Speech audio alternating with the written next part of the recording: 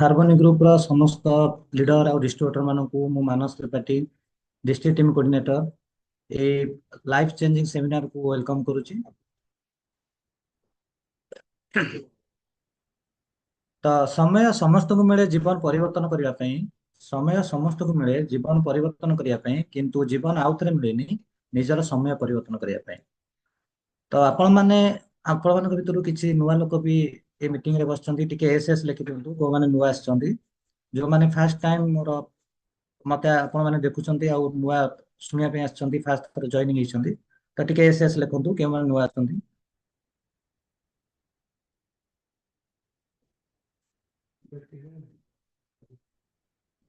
Okay, ଚାଲନ୍ତୁ। ଆଜି life changing opportunity ସେମିନାରରେ ମୁଁ ଆପଣଙ୍କୁ ଏଇଟା ମାଗିବି, ହଁ। ଅ, ତିନୋଟି ଜିନିଷ ଆଜି ମୁଁ ଦବାକୁ ଯାଉଛି। ଗୋଟେ ହଉଛି ମନି ବା ୱେଲ୍ଥ, ଆଉ ଗୋଟେ ହଉଛି ହେଲ୍ଥ, ଆଉ ଗୋଟେ ହଉଛି ଟାଇମ ଫ୍ରିଡମ।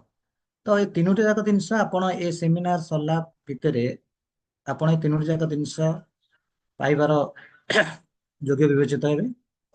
ତ ଚାଲନ୍ତୁ ଏବେ ଆମେ ଷ୍ଟାର୍ଟ କରିବା ସମୟକୁ ନଷ୍ଟ ନ କରି। ତ ମୁଁ ଆପଣଙ୍କର ଭ୍ୟାଲୁଏବଲ ଟାଇମ ତ କେବେ ରିଟର୍ନ କରିପାରିବିନି, କିନ୍ତୁ ମୁଁ ଆଶା କରୁଛି ଆଜିର ଦିନ ଆପଣଙ୍କ ପାଇଁ ସ୍ପେଶାଲ ଦିନ ହବ, କାହିଁକି ଟାଇମ ଆପଣଙ୍କ ପାଇଁ ବହୁତ ଭ୍ୟାଲୁଏବଲ, ମୋ ପାଇଁ ବି ବହୁତ ଭ୍ୟାଲୁଏବଲ। ତ ଆପଣ ଗୋଟେ ଘଣ୍ଟା ମୂଲ୍ୟବାନ ଟାଇମ ବାହାର କରିକିରି ଆଜି ମୋ ପାଇଁ ମିଟିଂ ଆଟେଣ୍ଡ କରୁଛନ୍ତି, ତ ସେଥିପାଇଁ ମୁଁ ସମସ୍ତଙ୍କୁ ଥ୍ୟାଙ୍କ୍ସ କହୁଛି। ଆଉ ସ୍ପେଶାଲି ହାରମୋନି ଗ୍ରୁପର ଫାଉଣ୍ଡର ଯିଏ ହାରମୋନି ଗ୍ରୁପ ପ୍ରତିଷ୍ଠା କରିଛନ୍ତି ଆମର ମହାଗୁରୁ ହରି ସେଠିଗର ସାର୍, ତାଙ୍କୁ ମୁଁ କୋଟି କୋଟି ପ୍ରଣାମ କରୁଛି। ତା ସହିତ ଆମର ଦେବଦତ୍ତ ମହାନ୍ତି ସାର୍, ଯିଏ କି ତାଙ୍କ ତାଙ୍କ ପାଇଁ ମୁଁ ଆଜି ଏ ମାନେ ଫ୍ୟାସିଲିଟି ପାଇଛି ଆଜି ଗ୍ରୁପରେ ସେୟାରିଂ କରିବା ପାଇଁ। ଆଉ ସରିଫୁଦ୍ଦିନ ଖାନ ସାର୍ଙ୍କୁ ମଧ୍ୟ ମୋର ନମସ୍କାର। ତା ସହିତ ଅକ୍ତାର ଆଲମ ସାର୍, ଦୟାନିଧି ସାର୍, ଆଉ ମୋର ସମସ୍ତ ଟିମ୍ ଲିଡର, ହାରମୋନି ଗ୍ରୁପର ଯେତେକ ଲିଡର ଏବଂ ଡିଷ୍ଟ୍ରିବ୍ୟୁଟର ମାନଙ୍କୁ ମୁଁ ଏ ସେମିନାରକୁ ୱେଲକମ୍ କରୁଛି ଆଉ ସମସ୍ତଙ୍କୁ ମୁଁ ପ୍ରଣାମ ଜଣାଉଛି। ଚାଲନ୍ତୁ ଏବେ ଆମେ ଷ୍ଟାର୍ଟିଂ କରିବା। ଆପଣ ମାନଙ୍କର ସମସ୍ତଙ୍କର ସ୍ୱପ୍ନ ଅଛି, ତ ଆମେ ଦେଖିବା ଯେ ଆଜିକା ଡେଟରେ ଯେତେ ଲୋକ ସମସ୍ତଙ୍କର କିଛି ନା କିଛି ସ୍ୱପ୍ନ ଥାଏ। ତ ସ୍ୱପ୍ନ ତାହା ନୁହେଁ ଯାହା ଆମେ ଶୋଇକି ଦେଖୁ, ସ୍ୱପ୍ନ ତାହା ଯାହା ଆମକୁ ଶୋଇବାକୁ ଦିଏ ନାହିଁ। ଏଟା ମୁଁ କହୁନି, ଏପିଜେ ଅବଦୁଲ କଲାମ କହୁଛନ୍ତି, ତାଙ୍କରି କଥା ଏଇଟା। ତ ସାଧାରଣ ଭାବରେ ଆମ ଲୋକମାନଙ୍କର କମନ ଡ୍ରିମ୍ କଣ ଅଛି?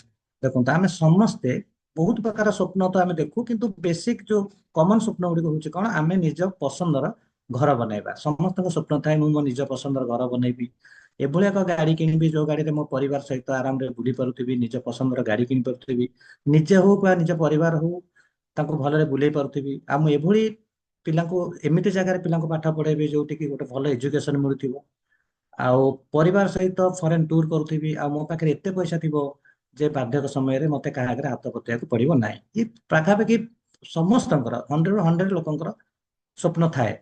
କିନ୍ତୁ ରିଅଲି କଣ ହୁଏ, ଆମେ ସ୍ୱପ୍ନ ଥାଏ ନିଜ ପସନ୍ଦର ଘର ବନେଇବା, କିନ୍ତୁ ବାସ୍ତବତା କଣ ନା ଆମ ବଜେଟ ହିସାବରେ ଆମେ ଘର ବନାଉ। ସ୍ୱପ୍ନ ଥାଏ ଆମେ ବହୁତ ବଡ ଗାଡିରେ ବୁଲିବା, ନିଜ ପସନ୍ଦ ଗାଡିରେ ବୁଲିବା, କିନ୍ତୁ ରିଅଲିଟି ହେଇଥାଏ ଆମେ ନିଜ ବଜେଟ ହିସାବରେ ଗାଡି କିଣୁ ଆଉ ତା ଦ୍ୱାରା ଆମେ ଆଡଜଷ୍ଟମେଣ୍ଟ କରି ଆମର ଟାଇମ ସ୍ପେଣ୍ଡ କରୁ। ଇଚ୍ଛା ଥାଏ କଣ, ବାର୍ଦ୍ଧକ୍ୟ ସମୟରେ ଆମକୁ ରୋଜଗାର କରିବାକୁ ପଡନ୍ତାନି, ବହୁତ କିଛି ପଇସା ଆମ ପାଖରେ ଥାନ୍ତା, କିନ୍ତୁ ବାର୍ଦ୍ଧକ୍ୟ ସମୟରେ ମଧ୍ୟ କିଛି ନା କିଛି ସଂସ୍ଥା କରି ବସିବାକୁ ପଡୁଛି। ଆଉ ଯୋଉ ବୟସରେ ଆମକୁ ବିଶ୍ରାମ ନେବାକୁ ପଡେ, ସେ ବୟସରେ ମଧ୍ୟ ପରିବାର ଚଳିବା ପାଇଁ ଆମମାନେ କଷ୍ଟ କରୁଛେ। ଆଉ ପଇସା ତ ଛାଡ, ବହୁତ ପଇସା ଆମ ପାଖରେ, ସ୍ୱପ୍ନ ଆମେ ଦେଖୁ ଯେ ଆମ ପାଖରେ ବହୁତ ପଇସା ଥାନ୍ତା, କିନ୍ତୁ ରିଅଲିଟି ହୁଏ କଣ, ଧାର କରଜରେ ଆମେ ବୁଡି ଯାଉ, ପାଖରେ ପଇସା ବି ନଥାଏ, ପକେଟ ଖାଲି। ତ ଏଇ ସବୁ ଜିନିଷ କାହିଁକି ଘଟେ, ତା ଭିତରେ କିଏ ଆସୁଛନ୍ତି ନା କଣ? ହଁ। ତ ଏଟା ଆକ୍ଚୁଆଲି ଯୋଉ ଡ୍ରିମ୍ ଆଉ ରିଅଲିଟି ଆ ମଝିରେ ଏତେ ଗ୍ୟାପ୍ କଣ ପାଇଁ? ତ ବେସିକାଲି ଆମ ମଝିରେ ଗ୍ୟାପ୍ ରହୁଛି କଣ, ଆମ ପଇସାର ଅଭାବ। ଆମ ପାଖରେ ସମସ୍ତଙ୍କ ପାଖରେ ପଇସା ଅଛି, କିନ୍ତୁ ଆମକୁ ସେତିକି ପଇସା ନାହିଁ ଯୋଉଟା କି ଆମକୁ ଡ୍ରିମକୁ ଫୁଲଫିଲ କରିବା ପାଇଁ। ତାହେଲେ କାହିଁକି ଆମ ପାଖରେ ଅଧିକ ପଇସା ନାହିଁ, କାହିଁକି ଆମେ ଆମର ସ୍ୱପ୍ନକୁ ପୂରଣ କରିପାରୁନେ? ଏହାର ଚାରୋଟି କାରଣ ଅଛି। ତ ପ୍ରଥମ କାରଣ ହଉଛି ଲିମିଟେଡ ଇନକମ୍, ସୀମିତ ଆୟ। ସେକେଣ୍ଡ କାରଣ ହଉଛି ସିଙ୍ଗଲ ସୋର୍ସ ଅଫ ଇନକମ୍, ଆମେ ଯୋଉ ସୋର୍ସରେ ଇନକମ୍ କରୁଛେ ସେ ଇନକମ୍ ର ବାଟ ଗୋଟିଏ। ଥାର୍ଡ କାରଣ ହଉଛି ରାଇଜିଂ ଇନଫ୍ଲେସନ, ଦରଦାମର ଅଭିବୃଦ୍ଧି।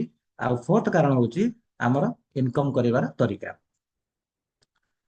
ଚାଲନ୍ତୁ ଆମେ ଫାଷ୍ଟ ଆଲୋଚନା କରିବା ଲିମିଟେଡ ଇନକମ୍, ସୀମିତ ଆୟ, ଆୟ ଓ ବ୍ୟୟ। ଏଟା ଆପଣ ମାନେ ସମସ୍ତେ ମାନୁଛନ୍ତି, ଆଜି ଆମେ ଇନକମ୍ କରୁଛେ, କିଏ 15,000 ଇନକମ୍ କରୁଛି, କିଏ 30,000 ଇନକମ୍ କରୁଛି, କିଏ 50,000 ଇନକମ୍ କରୁଛି, କିନ୍ତୁ ଆସୁଛି ଆଉ ଯାଉଛି। ତ ମାସ ଶେଷରେ ବଜେଟ ତିଆରି ହେଇଯାଉଛି, କୋଉଠି କୋଉ ବାଟରେ ପଇସା ଯିବ, ସେଥିପାଇଁ ଆମ ପାଖରେ ସେଭିଂ ହେଇପାରୁନି। ଇଏ ହଉଛି ଆମ ପାଖରେ ପଇସା ଅଭାବର ଗୋଟେ ମେନ୍ କାରଣ। ଆମର ସ୍ୱପ୍ନ ନ ପୂରଣ ହବାର ମେନ୍ କାରଣ କଣ? Limited income. ସେକେଣ୍ଡ ରହୁଛି କଣ? Single source of income. Income କରିବାର ବାଟ ଗୋଟିଏ, ଖର୍ଚ୍ଚର ବାଟ ଅନେକ। ତ ମ୍ୟାକ୍ସିମମ୍ ଲୋକ କଣ କରନ୍ତି ନା ଗୋଟିଏ ଇନକମ୍ ର ବାଟକୁ ଚଏସ୍ କରନ୍ତି। ଆଉ ମାସ ଶେଷରେ ତାଙ୍କ ଘରକୁ ପଇସା ଆସେ, ସେଇଥିରୁ ପିଲାର ପାଠ ପଢା, ଘର ଭଡା, ଖାଇବା, ସବୁ କିଛି, ବହୁତ ଗୁଡିଏ ବାହାଘର, ବ୍ରତଘର, ବୁଲିବା, ସେଇଥିରୁ ହିଁ ଖର୍ଚ୍ଚ ହେଇଥାଏ। ଆଉ ମେନି ମୋର ଏକ୍ସପେଣ୍ଡିଚର ବହୁତ, ତା ବାଦ ଅନେକ ଗୁଡିଏ ଖର୍ଚ୍ଚ ଥାଏ ଯୋଉଟା ଆମେ ସେଇ ଖର୍ଚ୍ଚ ବି ସିଙ୍ଗଲ ସୋର୍ସ ଅଫ ଇନକମ୍ ରୁ। ଇଏ ମଧ୍ୟ ଆମ ପାଖରେ ପଇସା ବଞ୍ଚେନି କି ଆମେ ନିଜର ସ୍ୱପ୍ନକୁ ପୂରଣ କରିପାରୁ ନାହିଁ। ଥାର୍ଡ ହଉଛି ରାଇଜିଂ ଇନଫ୍ଲେସନ, ଦର ଦାମର ଅଭିବୃଦ୍ଧି।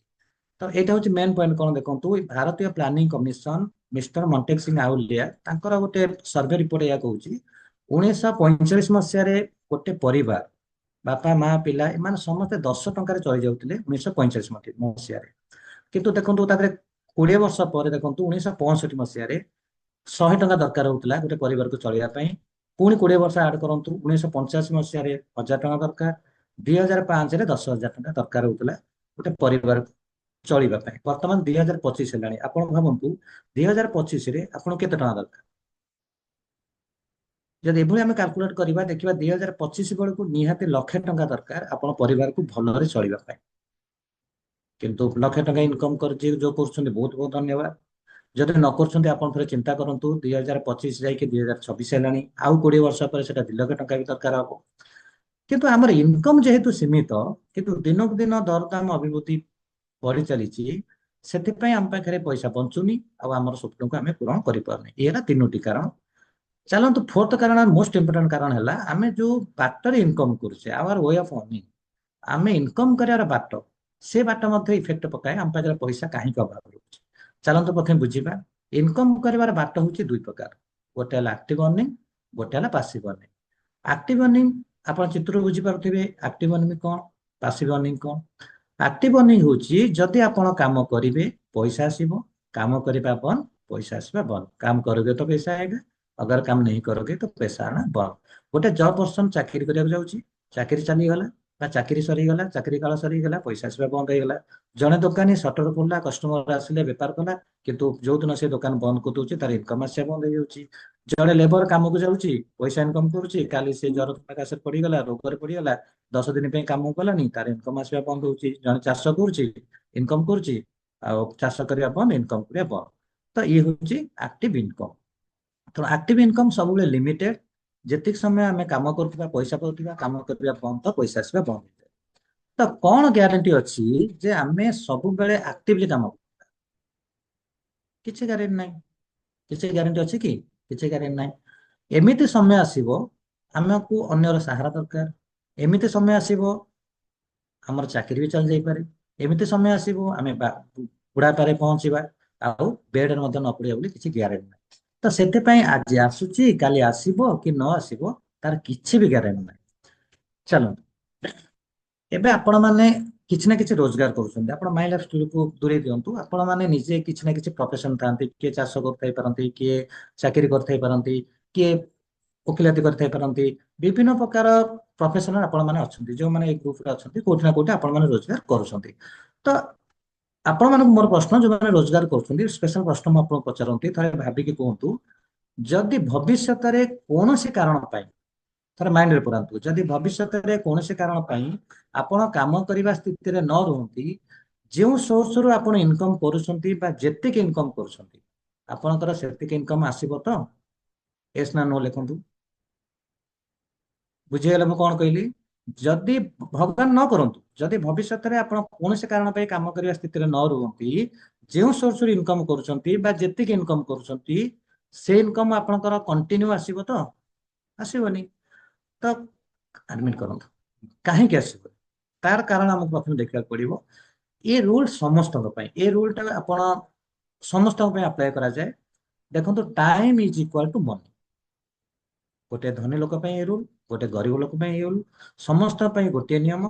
देखो ये जिते फटो आप देखुं ना, ये समस्त इनकम के कर समय दौरान इनकम कर समस्ते, गोटे फेरीवाला भी समय दौर, टीचर भी समय दौर, डॉक्टर भी समय दौर, दुकानी समय दौर, मुची समय दौर, ଟେଲରିଂ ବାଲା ସମୟ ଦଉଛନ୍ତି ତ time is equal to money. ଏଇ ଲଜିକରେ ସମସ୍ତେ ଆଜି ପର୍ଯ୍ୟନ୍ତ ସାରା ଭାରତ ବର୍ଷରେ ସାରା ପୃଥିବୀରେ ଯିଏ ରୋଜଗାର କରନ୍ତି ଏଇ ଫର୍ମୁଲାରେ ରୋଜଗାର କରନ୍ତି, time is equal to money. ଯେତିକି ଯେତିକି ସମୟ ଦଉଥିବେ ସେମାନେ ଇନକମ କରୁଥିବେ। ତ ଦେଖନ୍ତୁ ଆପଣ ଯେଉଁ ସୋର୍ସରୁ ଇନକମ କରୁଛନ୍ତି ସେଇ ଇନକମ ଆପଣଙ୍କର ସମୟ ସହିତ ଜଡିତ, ଆଉ ତାହା ସେତେବେଳେ ଶେଷ ହେଇଯିବ ଯେତେବେଳେ ଆପଣ ଦୁନିଆରୁ ଚାଲିଯିବେ। ଆପଣ ଏଟା ମାନୁଛନ୍ତି? କାହିଁକିନା ଯେତେବେଳେ ଦୁନିଆରୁ ଆମେ ସମସ୍ତେ ଦିନେ ଦିନେ ଚାଲିଯିବା, ଆମେ ଯେଉଁ କାମ କରିବାର ସମୟ ଦଉଛେ ବା ଯେଉଁ ସମୟ ଦେଇକି ଆଜି ଆମେ ଇନକମ କରୁଛେ ସେ ସମୟ ତ ଆମେ ଦେଇପାରିବାନି। ଯଦି ନ ଦେଇପାରିବା ଆମର ଇନକମ ବି ଆସିବା ବନ୍ଦ ହେଇଯିବ, ଷ୍ଟପ୍ ହେଇଯିବ। ଏଇଟା ଆପଣ ମାନେ ମାନୁଛନ୍ତି? ତାହେଲେ ମତେ କୁହନ୍ତୁ, ଆପଣଙ୍କର ଯୋଉ ନେକ୍ସଟ ଜେନେରେସନ ବା ଆମ ମାନଙ୍କର ଯୋଉ ନେକ୍ସଟ ଜେନେରେସନକୁ କଣ କରିବାକୁ ପଡିବ? ଗୋଟେ ନୂଆ ଇନକମ ସୋର୍ସ କ୍ରିଏଟ କରିବାକୁ ପଡିବ। ଦେଖନ୍ତୁ, ଗୋଟେ ଡକ୍ଟର 20 ବର୍ଷ 30 ବର୍ଷ 50 ବର୍ଷ ତାର ଚାକିରି କଲା ପରେ ବି ଯେତେବେଳେ ସେଇ ଦୁନିଆରୁ ଚାଲି ଯାଉଛି ନା, ତା ପରବର୍ତ୍ତୀ ପିଢି ପାଇଁ ସେ କିଛି ଦେଇପାରୁନି। ତାର ପିଲା କଣ କରୁଛି, ତାକୁ ଗୋଟେ ନୂଆ ଇନକମ ସୋର୍ସ ଦରକାର ହଉଛି। ତାମାନେ ତାକୁ ଆଉ ଥରେ ଷ୍ଟାର୍ଟ କରିବାକୁ ହଉଛି ଫାଷ୍ଟରୁ। ତମେ ତ ଡକ୍ଟର ପିଲା ଯଦି ଡକ୍ଟର ହବ ନା, ତାହେଲେ ସେ ତାକୁ ପ୍ରଥମେ ଏମବିବିଏସ୍ କରିବାକୁ ପଡିବ, ପାଠ ପଢିବାକୁ ପଡିବ, 5 ବର୍ଷ ପାଠ ପଢିବାକୁ ପଡିବ। ତାହେଲେ ଏଇଠି ଆପଣ ପ୍ରଫେସନକୁ ବି ଦେଇକି ଯାଇପାରୁ ନାହାନ୍ତି। ଚାଲନ୍ତୁ, ସେଥିପାଇଁ ଆମକୁ ଏଭଳି ଗୋଟିଏ ଇନକମ ସୋର୍ସର ଆରେଞ୍ଜମେଣ୍ଟ କରିବାକୁ ପଡିବ ଆଗାମୀ 2 ରୁ 5 ବର୍ଷ ଭିତରେ। ସାଙ୍ଗେ ସାଙ୍ଗେ କଥା ମୁଁ କହୁନି, ସମୟ ଲାଗିବ। 2 ରୁ 5 ବର୍ଷ ନିହାତି ସମୟ ଲାଗିବ। 2 ରୁ 5 ବର୍ଷ ଭିତରେ ଆପଣ ଏଭଳି ଏକ ଇନକମ ସୋର୍ସ ଆରେଞ୍ଜମେଣ୍ଟ କରିବାକୁ ପଡିବ ଯୋଉଠି କି ଆପଣ କାମ କରିବା ସ୍ଥିତିରେ ରୁହନ୍ତୁ ବା ନ ରୁହନ୍ତୁ, ବୋଥ କଣ୍ଡିସନରେ ଆପଣଙ୍କ ଘରକୁ ପଇସା ଆସୁଥିବ। आप दुनिया में रहो या ना रहो लेकिन पैसा घर में आना चाहिए। ତ ଏଇଟା କେମିତି ସମ୍ଭବ? ହଁ, ଏଇଟା ସମ୍ଭବ ଯଦି ଆପଣ ଲୋକମାନଙ୍କ ସହିତ କାମ କରିବେ। କାହିଁକି? ଆପଣ ଯଦି ଏକୁଟିଆ କାମ କରିବେ ଏଇଟା ସମ୍ଭବ ନୁହେଁ। କାହିଁକିନା ଅକେଲା ବନ୍ଦା କୁछ नहीं कर सकता, ଏ single person can't do anything. ତ ଆପଣଙ୍କୁ ଲୋକଙ୍କ ସହିତ କାମ କରିବାକୁ ପଡିବ, ଟିମ୍ ବନେଇବାକୁ ପଡିବ, ନେଟୱାର୍କ ବନେଇବାକୁ ପଡିବ। ଲୋକଙ୍କ ସହିତ ମିଶିକିରି କାମ କରିବେ ଯଦି, ତାହେଲେ ଏଇଟା ସମ୍ଭବ। ତାହେଲେ କାହିଁକି ଆପଣ ଲୋକଙ୍କ ସହିତ କାମ କରିବେ? ଏଇ ସକାଶେ କାମ କରିବେ, ଆପଣ ଏଠି ପାସିଭ ଇନକମ ପାଇବା ପାଇଁ କାମ କରିବେ ଏବଂ ଆପଣଙ୍କର ସ୍ୱପ୍ନକୁ ପୂରଣ କରିବା ପାଇଁ କାମ କରିବେ। ଏକୁଟିଆ ଲୋକ ତାର ସ୍ୱପ୍ନ କେବେ ପୂରଣ କରିପାରିବ ନାହିଁ। ସେଥିପାଇଁ ଆପଣଙ୍କୁ ଏଠି ପାସିଭ अर्निंग ଦରକାର। ଚାଲନ୍ତୁ, पासिव अर्निंग कौन हमें प्रथम बुझिबा। अगर आप काम करोगे तो पैसा आएगा, अगर आप काम नहीं करोगे तो भी आपको पैसा आएगा। तो देखंतु, आपण मुकेश अंबानी ना जानिछंती, बहुत बड़ कोटिपति लोक हम समस्त जानिछे। एक्चुअली से आज कोटिपति कौन पाए? से ଏଇ ସକାଶେ କୋଟିପତି, ସେ ଲୋକମାନଙ୍କ ସହିତ କାମ କରୁଛନ୍ତି, ୱାର୍କ ୱିଥ ଦ ପିପୁଲ। ଏକୁଟିଆ ସେ କାମ କରିବା ଆପଣ କେବେ ଦେଖିଛନ୍ତି? ସେ ଲୋକମାନେ ଆମ ମାନଙ୍କ ସହିତ ସେ କାମ କରୁଛନ୍ତି। ଆମ ମାନ ଭିତରୁ ଆମେ ମାନେ ମୋବାଇଲ କିଣିଛେ, ଆମେ ମାନେ ଜିଓ ସିମ୍ ପକେଇଛେ, ଆମେ ମାନେ ପରସ୍ପର ସହିତ ଗପୁଛେ, ରିଚାର୍ଜ ସରିଗଲେ ଆମେ ରିଚାର୍ଜ କରୁଛେ, ସମୟ ଆମର, ପଇସା ଆମର, ଇଫର୍ଟ ଆମେ ଦଉଛେ। କିନ୍ତୁ ଯେତେବେଳେ ରିଚାର୍ଜ ସରୁଛି ଆମେ ରିଚାର୍ଜ କରୁଛେ, ଇନସେଟିଭ ମୁକେଶ ଅମ୍ବାନୀ ପାଉଛି। ତ ତାର 150 କୋଟି କଷ୍ଟମର, ଯଦି ଆମ ପାଖରୁ ଯଦି ସେ ମାନେ ଟଙ୍କେ ଟଙ୍କେ ପାଏ ନା, 150 କୋଟି ଟଙ୍କା ଇନକମ ମଧ୍ୟ ଏକା ଥରକେ ତାର ହେଇଯାଉଛି। ତ ଏଠି ଆମେ ବୁଝିବା ଦରକାର, ଯେହେତୁ ସେ ଲୋକଙ୍କ ସହିତ କାମ କରୁଛି ସେଥିପାଇଁ ସେ ଆଜି କୋଟିପତି, ଆଜି ଜଣେ ରିଚ୍ ପର୍ସନ। ତେଣୁ ଆଉ ଇଏ ହଉଛି ତାଙ୍କର ପାସିଭ ଇନକମ ର ସୋର୍ସ। ଚାଲନ୍ତୁ, ୱାରେନ୍ ବଫେଟ୍, ଯିଏ କି ୱାର୍ଲଡର ମୋଷ୍ଟ ସକ୍ସେସଫୁଲ ଇନଭେଷ୍ଟର, ସେ ଗୋଟେ ବହୁତ ବଢିଆ କଥା କହିଛନ୍ତି। ଯଦି ଆପଣ ଶୋଇଥିଲା ବେଳେ ପଇସା ଇନକମ କରିବାର ବାଟ ଆପଣଙ୍କୁ ଜଣା ନାହିଁ ନା, ମଲା ପର୍ଯ୍ୟନ୍ତ ବି ଆପଣଙ୍କୁ କାମ କରିବାକୁ ପଡିବ। ବହୁତ ବଡ ଏଇଟା ଏ ଆ, ଲେଖାଟି ମୋ ମନକୁ ବହୁତ ଛୁଇଁଥିଲା ଆଉ ଆପଣ ମାନଙ୍କୁ ମଧ୍ୟ ବହୁତ ଛୁଇଁବ। ଏଇଟା ଡିପଲି ରାତିରେ ଚିନ୍ତା କରନ୍ତୁ ନା, ଯଦି ଆପଣ ଶୋଇଥିବା ଅବସ୍ଥାରେ ପଇସା କମେଇ ପାରୁନାହାନ୍ତି ତାହେଲେ ମଲା ପର୍ଯ୍ୟନ୍ତ ବି ଆପଣଙ୍କୁ କାମ କରିବାକୁ ପଡିବ। ଆଉ ଜଣେ ଦେଖନ୍ତୁ, ରୋବର୍ଟ ଟି କିଓସାକି, ଜଣେ ଆମେରିକାର ଇକୋନୋମିଷ୍ଟ। ସେ ବି ବହୁତ ବଢିଆ କଥା କହିଛନ୍ତି। ଦୁନିଆରେ ଯେତେ ଲୋକ ଧନୀ ହେଇଛନ୍ତି ନା, ସେମାନେ ନେଟୱାର୍କ ବନେଇଛନ୍ତି, ଟିମ୍ ବନେଇଛନ୍ତି, ଲୋକଙ୍କ ସହିତ କାମ କରୁଛନ୍ତି। କିନ୍ତୁ ଅନେକ ଗୁଡିଏ ଲୋକ କଣ କରନ୍ତି, କାମ ଖୋଜି ବୁଲନ୍ତି। କିନ୍ତୁ ଧନୀ ଲୋକମାନେ ନେଟୱାର୍କ ବନାନ୍ତି। ଆପଣ ଟାଟା ଦେଖନ୍ତୁ, ବାଟା ଦେଖନ୍ତୁ, ଜିଓ ଦେଖନ୍ତୁ, ଏମାନେ ସମସ୍ତେ ନେଟୱାର୍କ ବନାଉଛନ୍ତି। ଆଉ ଯୋଉ ଥିଓରି ଆମକୁ ସ୍କୁଲ କଲେଜ ୟୁନିଭରସିଟି କେହି ଆମକୁ ପଢେଇ ନାହାନ୍ତି, ଆପଣ କେବେ ପଢିଛନ୍ତି ମତେ କୁହନ୍ତୁ? Big money comes from time multiplication. ଆମ ଏଜୁକେସନରେ ଆମେ କେବେ ଏଇଟା ପାଠ ପଢିନେ ଯେ ଟାଇମ ର ମଲ୍ଟିପ୍ଲାଏ କରି ଟାଇମ କି ବହୁ ବହୁ ଗୁଣା ବଢେଇକିରି ଇନକମକୁ ବଢେଇ ଦିଆଯାଇପାରେ। ଆମେ କେହି ବି ପାଠ ପଢିକି ଆସିନେ, ଏ ଜିନିଷ ଆମକୁ କାହାକୁ ବି ଶିକ୍ଷା ଯାଇନି। ଦେଖନ୍ତୁ, ରୁଲ ଆମେ ଜାଣିଛେ, time is equal to money. ଆପଣ ଆଜି 8 ଘଣ୍ଟା କାମ କରିବେ, ଆପଣଙ୍କୁ 8 ଘଣ୍ଟାର 8 ଘଣ୍ଟା ହିଁ ଆପଣଙ୍କ ପାଇଁ କାମ ହବ, କିମ୍ବା ଆପଣ 8 ଘଣ୍ଟା ହିସାବରେ ହିଁ ପଇସା ପାଇବେ। ତେଣୁ ଯଦି ଆପଣଙ୍କ ପାଇଁ 100 ଲୋକ 8 ଘଣ୍ଟା କାମ କରୁଛନ୍ତି, ଆପଣଙ୍କ ପାଇଁ 800 ଘଣ୍ଟାର କାମ ହବ, ଆପଣ 800 ଘଣ୍ଟା ହିସାବରେ ପଇସା ପାଇବେ। ଆପଣଙ୍କ ପାଇଁ 1000 ଲୋକ କାମ କରୁଛନ୍ତି, ଆପଣ 8000 ଘଣ୍ଟାର କାମ ହବ, ଆପଣ 8000 ଘଣ୍ଟା ହିସାବରେ ପଇସା ପାଇବେ। ଇଏ ହଉଛି ଟାଇମର ମଲ୍ଟିପ୍ଲାଏ। ତ ଟାଇମର ମଲ୍ଟିପ୍ଲାଏ କରିକିରି ଆମେ ଏଠୁ ପଇସା ଅଧିକ ପଇସା କମେଇ ଦିଆଯାଇପାରେ। ଚାଲନ୍ତୁ, ଆଜିକା ଡେଟରେ ଲୋକମାନେ କେମିତି ପଇସା କମାଉଛନ୍ତି? ଦୁନିଆରେ 95% ଲୋକଙ୍କର ଇନକମର ସୋର୍ସ ଟା ଦେଖନ୍ତୁ, ସେମାନେ କେମିତି ପଇସା କମାଉଛନ୍ତି। ଏଠି କଣ କହୁଛନ୍ତି ଦେଖନ୍ତୁ, ଆପଣ ପ୍ରତ୍ୟେକ ଦିନ ନିହାତି 8 ରୁ 10 ଘଣ୍ଟା ଖଟିବାକୁ ପଡୁଛି। ସେ ଜବରେ ହଉ ବା ଯେକୌଣସି ପ୍ରଫେସନରେ ଆପଣ ରହୁଛନ୍ତି, 8 ରୁ 10 ଘଣ୍ଟା ପରିଶ୍ରମ କରୁଛନ୍ତି। ପର ଡେ 10 ଘଣ୍ଟା ପରିଶ୍ରମ କରୁଛନ୍ତି। ଯଦି ଦିନକୁ 10 ଘଣ୍ଟା ପରିଶ୍ରମ କରୁଛନ୍ତି, ତାହେଲେ ସପ୍ତାହକୁ ଆପଣ 70 ଘଣ୍ଟା ପରିଶ୍ରମ କରିବେ, କରିପାରିବେନି, ଗୋଟେ ଦିନ ବିଶ୍ରାମ ନେବେ, ତା ମାନେ 60 ଘଣ୍ଟା।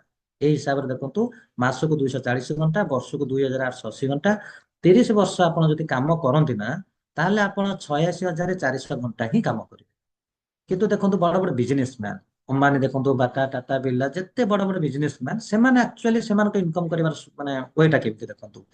ସେମାନଙ୍କ ପାଇଁ ଲକ୍ଷେ ଲୋକ ଯଦି ଗୋଟେ ଦିନରେ 10 10 ଘଣ୍ଟା ବି କାମ କରନ୍ତି ନା, 10 ଲକ୍ଷ ଘଣ୍ଟା ସେମାନଙ୍କ ପାଇଁ କାମ ହଉଛି। 10 ଲକ୍ଷ ଘଣ୍ଟା ଭାବନ୍ତୁ। ସେମାନେ ଅନ୍ୟର ସମୟକୁ କିଣି ଦିଅନ୍ତି, ଲୋକମାନଙ୍କ ସହିତ କାମ କରନ୍ତି। ସେମାନେ ଗୋଟେ ଦିନରେ ଯେତେ ଘଣ୍ଟା ସେମାନଙ୍କ ପାଇଁ କାମ ହୁଏ, ଆମ ମାନେ 30 ବର୍ଷରେ ଯେତିକି ସେତିକି ବି ଆମେ କାମ କରିପାରୁନି। ମାତ୍ର 30 ବର୍ଷରେ ଆମେ 86,400 ଘଣ୍ଟା କାମ କରୁଛେ। କିନ୍ତୁ ଏଠି ଦେଖନ୍ତୁ, ଗୋଟେ ଦିନକେ 10 ଲକ୍ଷ ଘଣ୍ଟା କାମ ହଉଛି। ତେଣୁ ନିହାତି ତାଙ୍କର 10 ଲକ୍ଷ ଘଣ୍ଟା ହିସାବରେ ତାଙ୍କର ଇନକମ ଅଧିକ ଆସିବ, ଯେହେତୁ time is equal to money. ସେମାନେ ଅନ୍ୟର ଇଫୋର୍ଟ, ଅନ୍ୟର ଟାଇମ କୁ ସେମାନେ ପରଚେଜ କରନ୍ତି, କିଣନ୍ତି, ସପିଂ କରନ୍ତି। ତେଣୁ ସେମାନେ ହିଁ ଅଧିକ ପଇସା କମାନ୍ତି। ତେଣୁ ଆମମାନେ ସବୁବେଳେ ଗୋଟେ ଜିନିଷ ଶୁଣିଛେ ଯେ ବହୁତ ପରିଶ୍ରମ କର ତୁମେ ଧନୀ ହେଇଯିବ। କିନ୍ତୁ ଏଟା ଭୁଲ ଜିନିଷ। ବହୁତ ପରିଶ୍ରମ କରିକି ଦୁନିଆରେ ଆଜି ପର୍ଯ୍ୟନ୍ତ କେହି ଧନୀ ହେଇନାହାନ୍ତି। ତ smart work makes you rich. Hard work ଆପଣଙ୍କୁ କେବେ ଧନୀ କରେନି, ସ୍ମାର୍ଟ ୱାର୍କ ହିଁ ଆପଣଙ୍କୁ ଧନୀ କରିବ। ଯଦି ବହୁତ ପରିଶ୍ରମ କରିକି ଲୋକ ଧନୀ ହଉଥାନ୍ତେ ନା, ତାହେଲେ ବିଲରେ କାମ କରୁଥିବା ଗୋଟେ କୃଷକ ସିଏ ବି ଧନୀ ହେଇପାରିଥାନ୍ତା। ଯଦି ବହୁତ ପରିଶ୍ରମ କରିକି ଗୋଟେ ଲୋକ ଧନୀ ଧନୀ ହଉଥାନ୍ତେ, ତାହେଲେ ରିକ୍ସା ଚଲେଇବା ବାଲା ବହୁତ ପରିଶ୍ରମ ବି କରୁଛି ରାସ୍ତାରେ ନା, 2 ଜଣ 3 ଜଣଙ୍କୁ ବସେଇକି ସେ ରିକ୍ସା ଭିଡୁଛି, ଦେହରୁ କେତେ ଝାଳ ବହୁଛି, ସିଏ ତ ଧନୀ ହେଇଯିବା କଥା। ଫ୍ୟାକ୍ଟ୍ରିରେ ଯେ ମଜଦୁର ଅଛି, ଯେ କାମ କରୁଛି, ସିଏ ବି ଧନୀ ହେଇଯିବା କଥା। ତେଣୁ ସମସ୍ତେ ତ ବହୁତ ପରିଶ୍ରମ କରୁଛନ୍ତି, ହାର୍ଡ ୱାର୍କ କରୁଛନ୍ତି। କିନ୍ତୁ ପ୍ରକୃତରେ ଧନୀ କିଏ ହଉଛି? ଯିଏ କଠୋର ପରିଶ୍ରମ କରୁଛି, ହାର୍ଡ ୱାର୍କ କରୁଛି, ସିଏ ଧନୀ ହଉନି। ଧନୀ ସିଏ ହଉଛି ନା, ଯିଏ କାମ ମାନେ ତା ପାଇଁ ଯାହା ପାଇଁ କାମ ହଉଛି, ସିଏ ହଉଛି ଧନୀ। ଅନ୍ୟମାନେ ଯେହେତୁ ଟାଟା ଦେଖନ୍ତୁ, ବାଟା ଦେଖନ୍ତୁ, ଜିଓ ଦେଖନ୍ତୁ, ଏମାନଙ୍କ ପାଇଁ ଲୋକମାନେ କାମ କରୁଛନ୍ତି।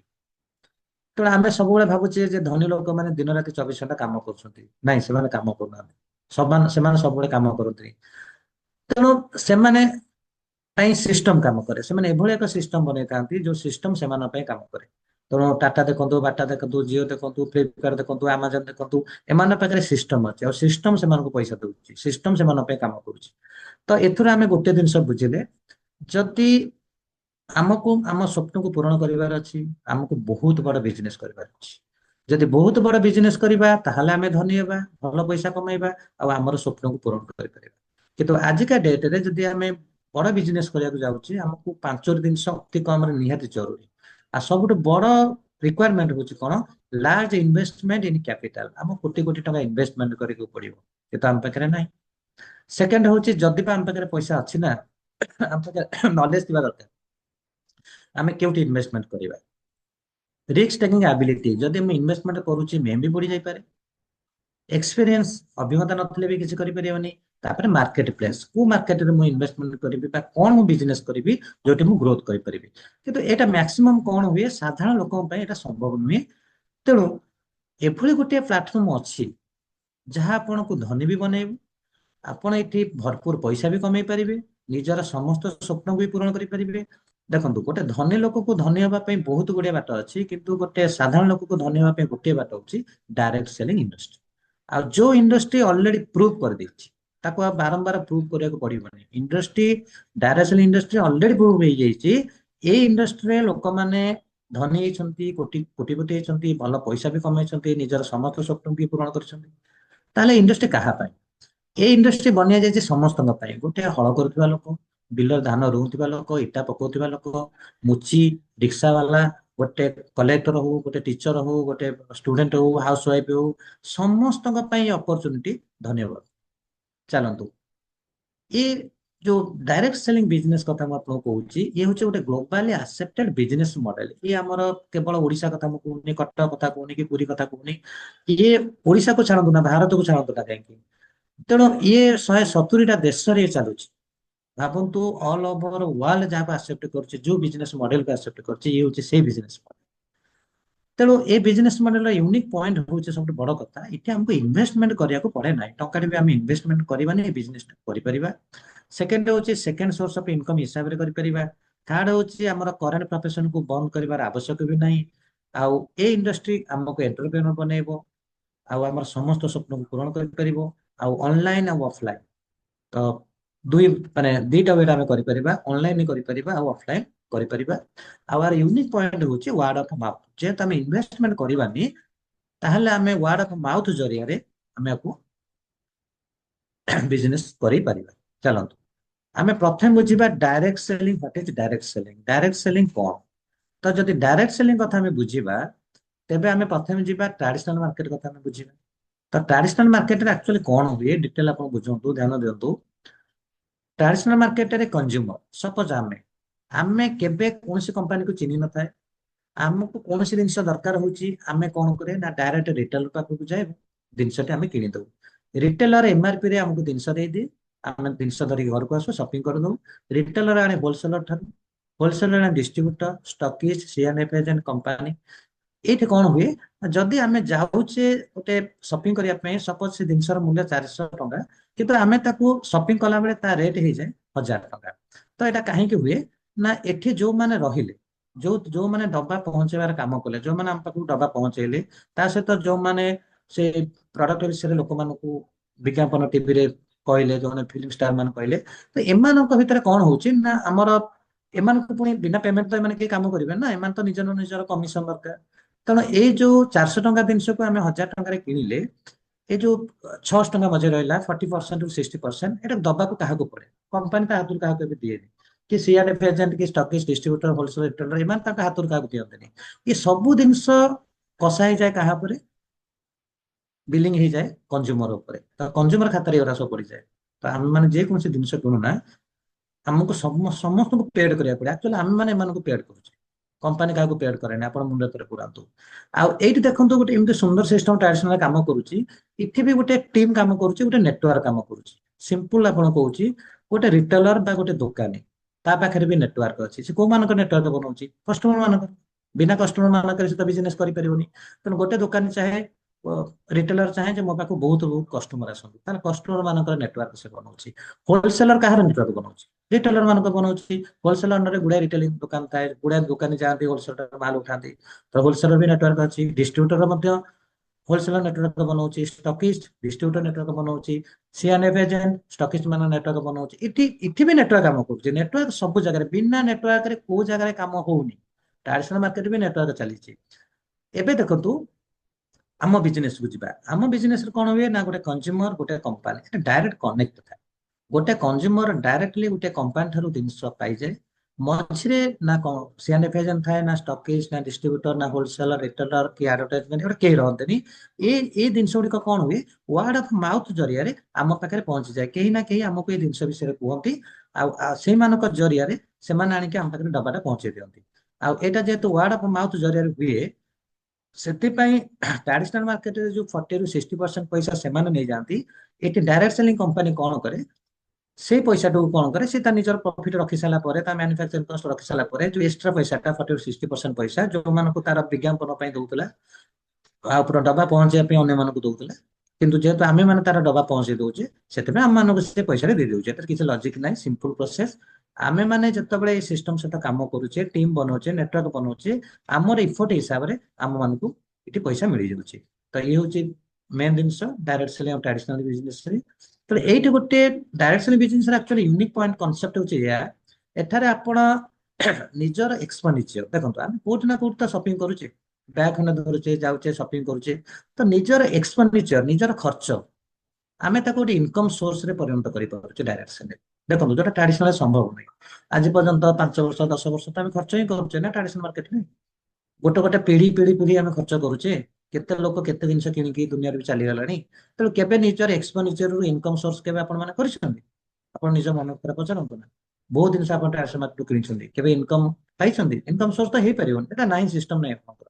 ସେକେଣ୍ଡ ହଉଛି ଦେଖନ୍ତୁ ଆପଣ ଅନ୍ୟର ଖର୍ଚ୍ଚ, ବହୁତ ଲୋକ ବି ସପିଂ କରୁଛନ୍ତି, ତ ଅନ୍ୟର ଖର୍ଚ୍ଚ ମଧ୍ୟ ଆପଣଙ୍କର ଇନକମ୍ ସୋର୍ସରେ ପରିଣତ ହେଇଯିବ। ଏଠି ଦିଟା ଅପସନ ଆପଣଙ୍କର ଅଛି, ନିଜର ଖର୍ଚ୍ଚ ଇନକମ୍ ସୋର୍ସ, ଅନ୍ୟର ଖର୍ଚ୍ଚ ଅନ୍ୟମାନେ ଯୋଉ ଖର୍ଚ୍ଚ କରୁଛନ୍ତି ନା ତାଙ୍କୁ ତାଙ୍କୁ ବି ଆଣିକିରି ଯଦି ଆପଣ ଆମ ଡାଇରେକ୍ଟ ସେଲିଂ ବିଜନେସରେ ଆଟାଚମେଣ୍ଟ କରାଉଛନ୍ତି ବା ତାଙ୍କୁ ପବ୍ଲିସିଟି କରାଉଛନ୍ତି ୱାର୍ଡ ଅଫ ମାଉଥ ଜରିଆରେ, ଆଉ ସେମାନେ ଯଦି ସେମାନେ ସପିଂ କରୁଛନ୍ତି ନା, ତାହେଲେ ଇଏ ମଧ୍ୟ ଆପଣଙ୍କର ଇନକମ୍ ସୋର୍ସରେ ପରିଣତ ହେଇଯାଉଛି। ଏ ଜିନିଷ ହଉଛି କାହା ଜରିଆରେ ନା ୱାର୍ଡ ଅଫ ମାଉଥ ଜରିଆରେ ହେଇପାରୁଛି। ଚାଲନ୍ତୁ, ତାହେଲେ ଆପଣଙ୍କୁ କଣ କରିବାକୁ ପଡିବ? सोच बदलू, दुकान बदलू, ब्रांड बदलू, टीम बनाओ और पैसा कमाओ। ସେଥିପାଇଁ ଆମକୁ ଏକ ବେଷ୍ଟ ଡାଇରେକ୍ଟ ସେଲିଂ କମ୍ପାନୀ କୁ ଆମକୁ ଚୁଜ କରିବାକୁ ପଡିବ। ତ ବହୁତ ଗୁଡେ କମ୍ପାନୀ ମାର୍କେଟରେ ଅଛି, ତାହେଲେ ଯଦି ଆମେ ଗୋଟେ ଭଲ ଡାଇରେକ୍ଟ ସେଲିଂ କମ୍ପାନୀ ଚୁଜ କରିବା, ତାହେଲେ ଆମକୁ ଦେଖିବାକୁ ପଡିବ କିଛିଟା ଓଭରଲୁକ୍ କରିବାର ଅଛି, କିଛିଟା ପଏଣ୍ଟ ଉପରେ। ଦେଖନ୍ତୁ, ପ୍ରଥମ ପଏଣ୍ଟ ଆମକୁ ଓଭରଲୁକ୍ କରିବା ଯେ ଆମେ କାହାକୁ ନେଇକି ବିଜନେସ ଟା କରିବା। ପ୍ରଡକ୍ଟ, ଆଜିକା ଦୁନିଆରେ ଆପଣ ଯାହା ଉପରେ ଟେକାର ମାରନ୍ତୁ ସେ ତ ପ୍ରଡକ୍ଟ ନା। ସବୁ ଜିନିଷ ଆମେ କୋଉଠି ନା କୋଉଠି କିଣୁଛେ, କିନ୍ତୁ ଯଦି କିଣିବା ତ ଭଲ ଜିନିଷ କାହିଁ ନ କିଣିବା, ତ ହାଇ କ୍ୱାଲିଟି ପ୍ରଡକ୍ଟ ବି ଥିବା ଦରକାର। ସେକେଣ୍ଡ ହଉଛି କଣ, ପ୍ରକୃତରେ ଏ ଡାଇରେକ୍ଟ ସେଲିଂ ଇଣ୍ଡଷ୍ଟ୍ରିରେ କାମ କରିକି ଲୋକମାନେ ସକ୍ସେସ ହଉଛନ୍ତି ତ, ଏଇଟା ବି ଜାଣିବା ଦରକାର। ଟ୍ରାକ୍ ରେକର୍ଡ ବି ଦେଖିବା ଦରକାର, ପ୍ରକୃତରେ କେତେ ଜଣ ଲୋକ ସକ୍ସେସ ହଉଛନ୍ତି ନା ସେମିତି କେବଳ କହୁଛନ୍ତି। ଥାର୍ଡ ଦେଖନ୍ତୁ, easy of doing business, business ଟା କରିବାଟା ସହଜ ନା କଷ୍ଟ, ସେଇଟା ବି ଜାଣିବା ଦରକାର। କମନ ଏଜୁକେସନ ସିଷ୍ଟମ, ଯଦି ଆପଣ ବିଜନେସ ଟା କଲେ ଶିଖେଇବ କି ଆପଣଙ୍କୁ? ଶିଖେଇଲା ଭଳିଆ ଲୋକ ଥିବା ଦରକାର, ଟ୍ରେନର ଥିବା ଦରକାର, ଏଜୁକେସନ ସିଷ୍ଟମ ଥିବା ଦରକାର। ବିନା ଏଜୁକେସନ ତ କେହି ଆଗକୁ ଯାଇପାରିବେନି। ଆଉ ଗୋଟେ ପଏଣ୍ଟ ହଉଛି ମ୍ୟାନେଜମେଣ୍ଟ ବି ଷ୍ଟ୍ରଙ୍ଗ ହେଇଥିବା ଦରକାର। ଯଦି ଏକ୍ସପିରିଏନ୍ସ ମ୍ୟାନେଜମେଣ୍ଟ ନ ରହିବ ବି କମ୍ପାନୀ ବି ହ୍ୟାଣ୍ଡେଲ କରିପାରିବନି। ତ ଏଇ ସବୁ ଜିନିଷ, ବେସିକ ଜିନିଷ ଆମକୁ ତର୍ଜମା କରିବାର ଅଛି କି କୋଉ କମ୍ପାନୀ ପାଖରେ ଅଛି। ତ ଆକୁ ଯେତେବେଳେ ତର୍ଜମା କଲା ପରେ ଜଣା ପଡିଲା ଯେ ବହୁତ ଗୁଡିଏ କମ୍ପାନୀ ମାର୍କେଟରେ 400-500 କମ୍ପାନୀ ଗୁଡିକ ଅଛି, ତା ଭିତରୁ କିଛି 10ଟା କମ୍ପାନୀକୁ ବଛାଗଲା। 10ଟା କମ୍ପାନୀକୁ ବଛା ହେଲା ଭିତରେ ସେ 10ଟା କମ୍ପାନୀ ଭିତରେ ଗୋଟିଏ କମ୍ପାନୀ ବାହାରିଲା, ଯିଏକି my lifestyle marketing global private limited. ଆଉ ଯୋଉ company top direct selling company ଭିତରେ ଗଣା ଯାଉଛି ଆଉ ନମ୍ବର ୱାନ କମ୍ପାନୀ। ଆପଣ ମୋ କଥା ବିଶ୍ୱାସ ବି କରନ୍ତୁନି, ଆପଣଙ୍କ ପାଖରେ ବଡ ମୋବାଇଲ ବି ଅଛି, ଆପଣ ଟାଇପ କରନ୍ତୁ top 10 best direct selling company my lifestyle marketing global private limited, ଆପଣଙ୍କୁ ଟପ ରେ ଦେଖେଇବ। ଆଉ ଇଏ ହଉଛି ପ୍ରଥମ ଡାଇରେକ୍ଟ ସେଲିଂ କମ୍ପାନୀ ଯିଏକି ଯାହାକୁ 3ଟା ମିନିଷ୍ଟ୍ରି ସପୋର୍ଟ କରୁଛି। Ministry of Ayush, government of India; ministry of consumer affair and food distribution, government of India; government of ଇଣ୍ଡିଆର ministry of skill development and entrepreneurship. Legal document ମଧ୍ୟ କମ୍ପାନୀ ପାଖରେ ଅଛି, ISO ସାର୍ଟିଫାଇଡ company. ଆଉ ଆପଣ ୱେବସାଇଟକୁ ବି ଯାଆନ୍ତୁ, ନିଜେ ବି ସର୍ଚ୍ଚ କରନ୍ତୁ, କମ୍ପାନୀ ବି ରେଜିଷ୍ଟର ହେଇଛି। ତାମିଲନାଡୁର କମ୍ପାନୀ 2016ରେ ରେଜିଷ୍ଟ୍ରେସନ କରାଯାଇଛି ଗାଇଡଲାଇନ ହିସାବରେ। ତା ସହିତ ଫେଡେରେସନ ଅଫ ଡାଇରେକ୍ଟ ସେଲିଂ ଆସୋସିଏସନର ପ୍ରାଉଡ ମେମ୍ବର ବି ଅଛି। ଆଉ ସବୁଠୁ ବଡ କଥା ହଉଛି ଏଜୁକେସନ ସିଷ୍ଟମ। ଆଉ ଆର ୟୁନିକ୍ ପଏଣ୍ଟ ହଉଛି ଏଇଆ, ଆର ହାର୍ଭେଷ୍ଟ ସକ୍ସେସ ଏକାଡେମୀ ଯିଏ ଆପଣଙ୍କୁ ପ୍ରଡକ୍ଟ ବିଷୟରେ ନଲେଜ ଦଉଛି, ବିଜନେସ ବିଷୟରେ ନଲେଜ ଦଉଛି, ଆଉ ହାରମୋନି ଗ୍ରୁପ ଯିଏ ଆପଣଙ୍କୁ ଷ୍ଟେପ ବାଇ ଷ୍ଟେପ ସପୋର୍ଟ କରିବ। ତ ଏଇ ସବୁ ଯୋଉ ଦୁଇଟି ଯାକ harmony group, harvest success academy, ଇଏ ହଉଛି ଆପଣଙ୍କର ଏଜୁକେସନ ସିଷ୍ଟମ। ଆଉ ଆର ମ୍ୟାନେଜମେଣ୍ଟ ଦେଖନ୍ତୁ, 24 ବର୍ଷର ମ୍ୟାନେଜମେଣ୍ଟ ସିଷ୍ଟମ ଅଛି।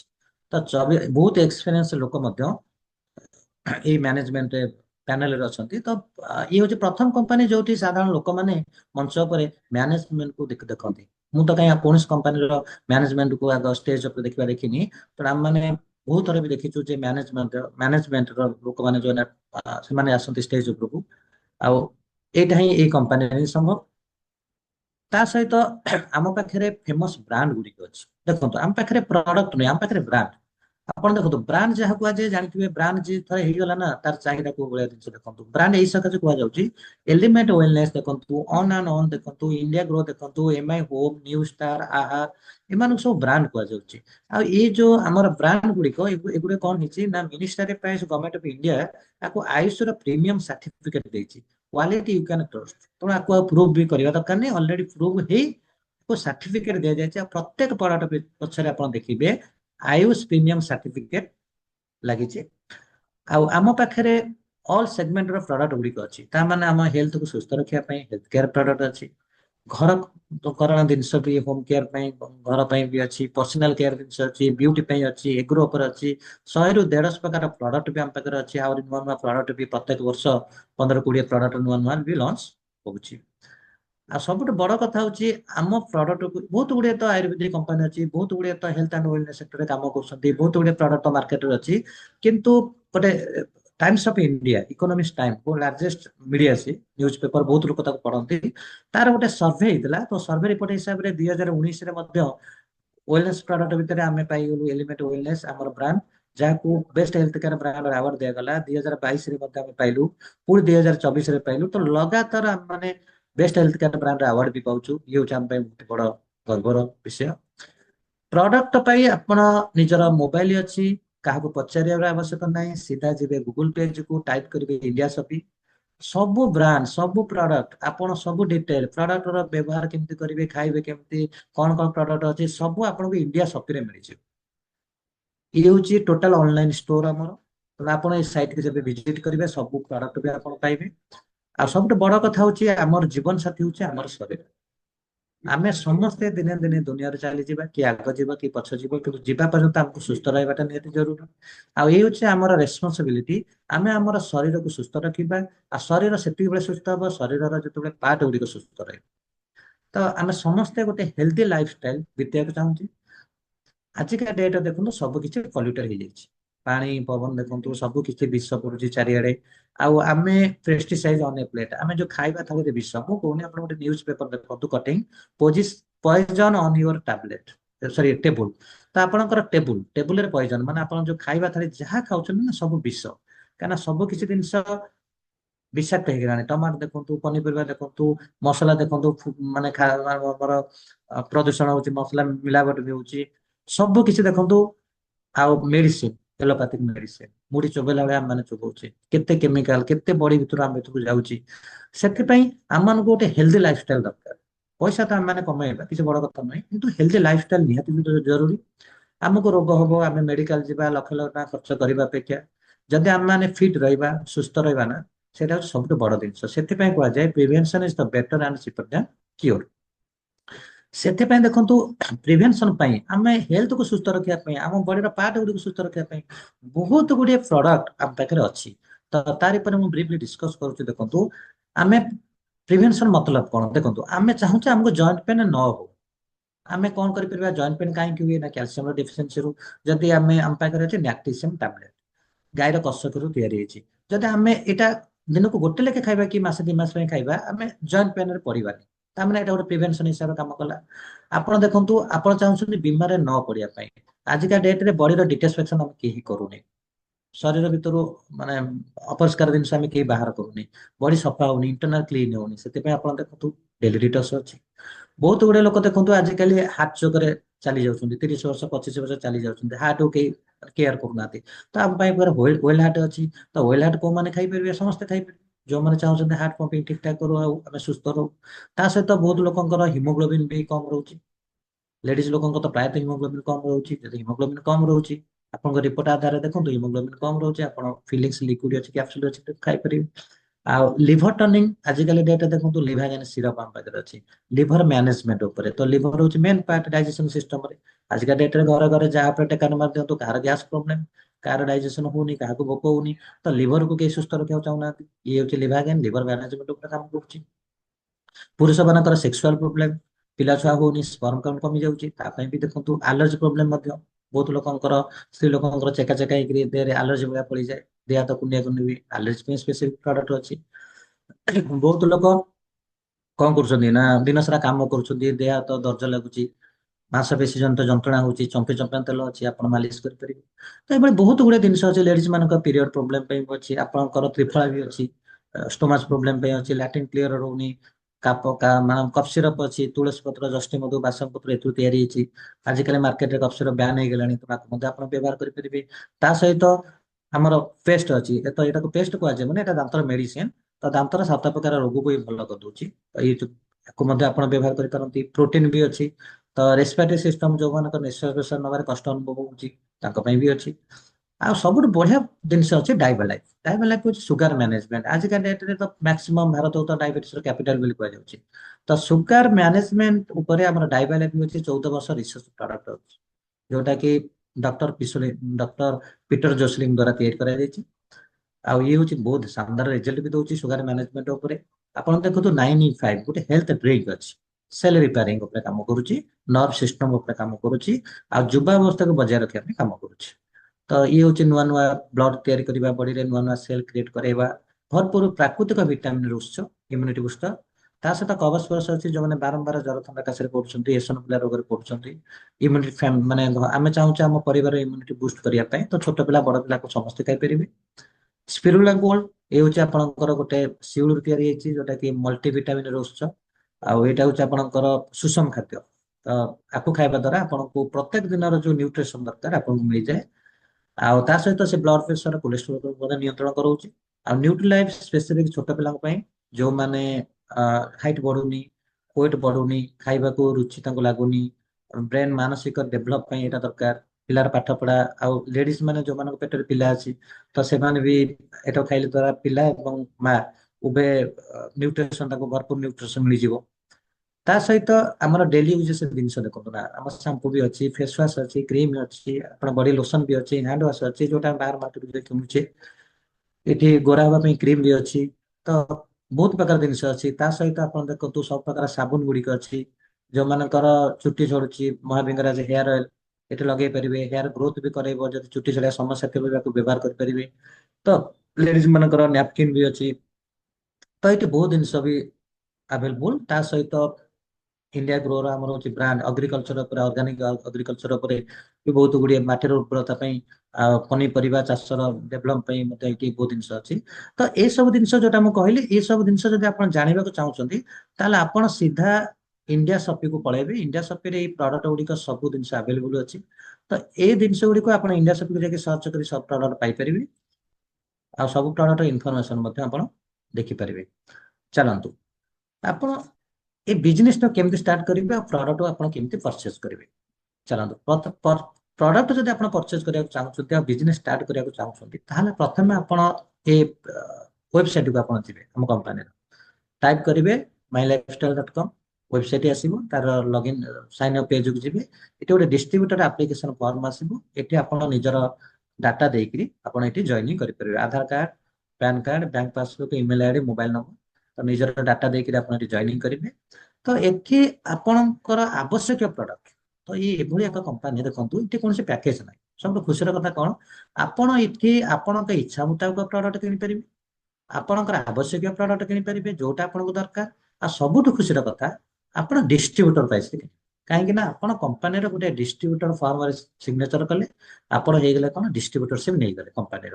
ଭାବନ୍ତୁ, ଆଜିକା ଡେଟରେ ଯଦି ଆପଣ ଗୋଟେ କମ୍ପାନୀର ଡିଷ୍ଟ୍ରିବ୍ୟୁଟରସିପ ନବାକୁ ଯାଉଛନ୍ତି, ଯେକୌଣସି କମ୍ପାନୀ ଦେଖନ୍ତୁ ନା, ଗୋଟେ ଗୋଟେ ପ୍ରଡକ୍ଟ ଡିଷ୍ଟ୍ରିବ୍ୟୁଟରସିପ ନବାକୁ ହେଲେ ନା, ଆପଣଙ୍କୁ 10 ଲକ୍ଷ 50 ଲକ୍ଷ ଖର୍ଚ୍ଚ କରିବାକୁ ପଡୁଛି। ବିନା 50 ଲକ୍ଷରେ ଗୋଟେ ପ୍ରଡକ୍ଟ ଡିଷ୍ଟ୍ରିବ୍ୟୁଟର ନେଇପାରିବେନି।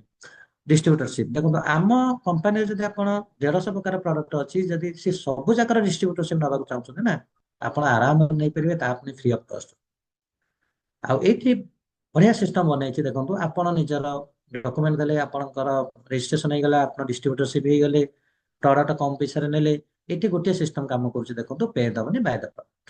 ଯେମିତି ଆପଣ ଟ୍ରାଡିସନାଲ ମାର୍କେଟରେ କଣ କରୁଥିଲେ, ପଇସା ଦଉଥିଲେ ଆଉ ଜିନିଷ କିଣୁଥିଲେ, ଏଠି ସେଇ ହିସାବ କରିବେ, ନୂଆ କିଛି କରିବାର ଆବଶ୍ୟକ ନାହିଁ। କିନ୍ତୁ କାହିଁକି ଏଠି କିଣିବେ, କାହିଁକି ଆପଣ ଏଠି ପରଚେଜ କରିବେ, ଏଠି ଏଇ ସକାଶେ ପରଚେଜ କରିବେ, ଏଠି ଆପଣଙ୍କୁ ଗୋଟେ ଚାନ୍ସ ମିଳିଲା। କଣ ମିଳିଲା, ପ୍ରତ୍ୟେକ ସପ୍ତାହରେ ଆପଣ 450 ଟଙ୍କାରୁ ଆରମ୍ଭ କରି 2,10,000 ପର୍ଯ୍ୟନ୍ତ ଇନକମ କରିପାରିବେ। ଏ ବିଜନେସ ଅପରଚୁନିଟି ଆପଣଙ୍କୁ ଫ୍ରିରେ ମିଳିବ। ଦେଖନ୍ତୁ, ଡକୁମେଣ୍ଟ ଦେଲେ ଫ୍ରିରେ, ଜଏନିଂ ହେଲେ ଫ୍ରିରେ, ପ୍ରଡକ୍ଟ ଡିସକାଉଣ୍ଟ ପ୍ରାଇସରେ କିଣିଲେ। କିନ୍ତୁ ଗୋଟେ ଏଭଳି ଅପରଚୁନିଟି ଆପଣଙ୍କୁ ମିଳିଗଲା, ପ୍ରତି ସପ୍ତାହରେ ଆପଣ 450 ଟଙ୍କାରୁ 2,10,000 ପର୍ଯ୍ୟନ୍ତ କମେଇ ପାରିବାର ଗୋଟେ ସୁଯୋଗ ଆପଣଙ୍କୁ ମିଳିଲା। ଆପଣଙ୍କୁ ହୁଏତ ବିଶ୍ୱାସ ହେଇପାରେ କି ନ ହେଇପାରେ, ମୁଁ ଆପଣଙ୍କୁ ପ୍ରୁଫ ଦେଖେଇ ଦଉଛି। ଦେଖନ୍ତୁ, ବିନା ପ୍ରୁଫରେ କିଛି ହୁଏନି। ଆପଣ ଭଲ ଭାବରେ ଦେଖନ୍ତୁ ପେ ଆଉଟ୍ ରିପୋର୍ଟଟାକୁ।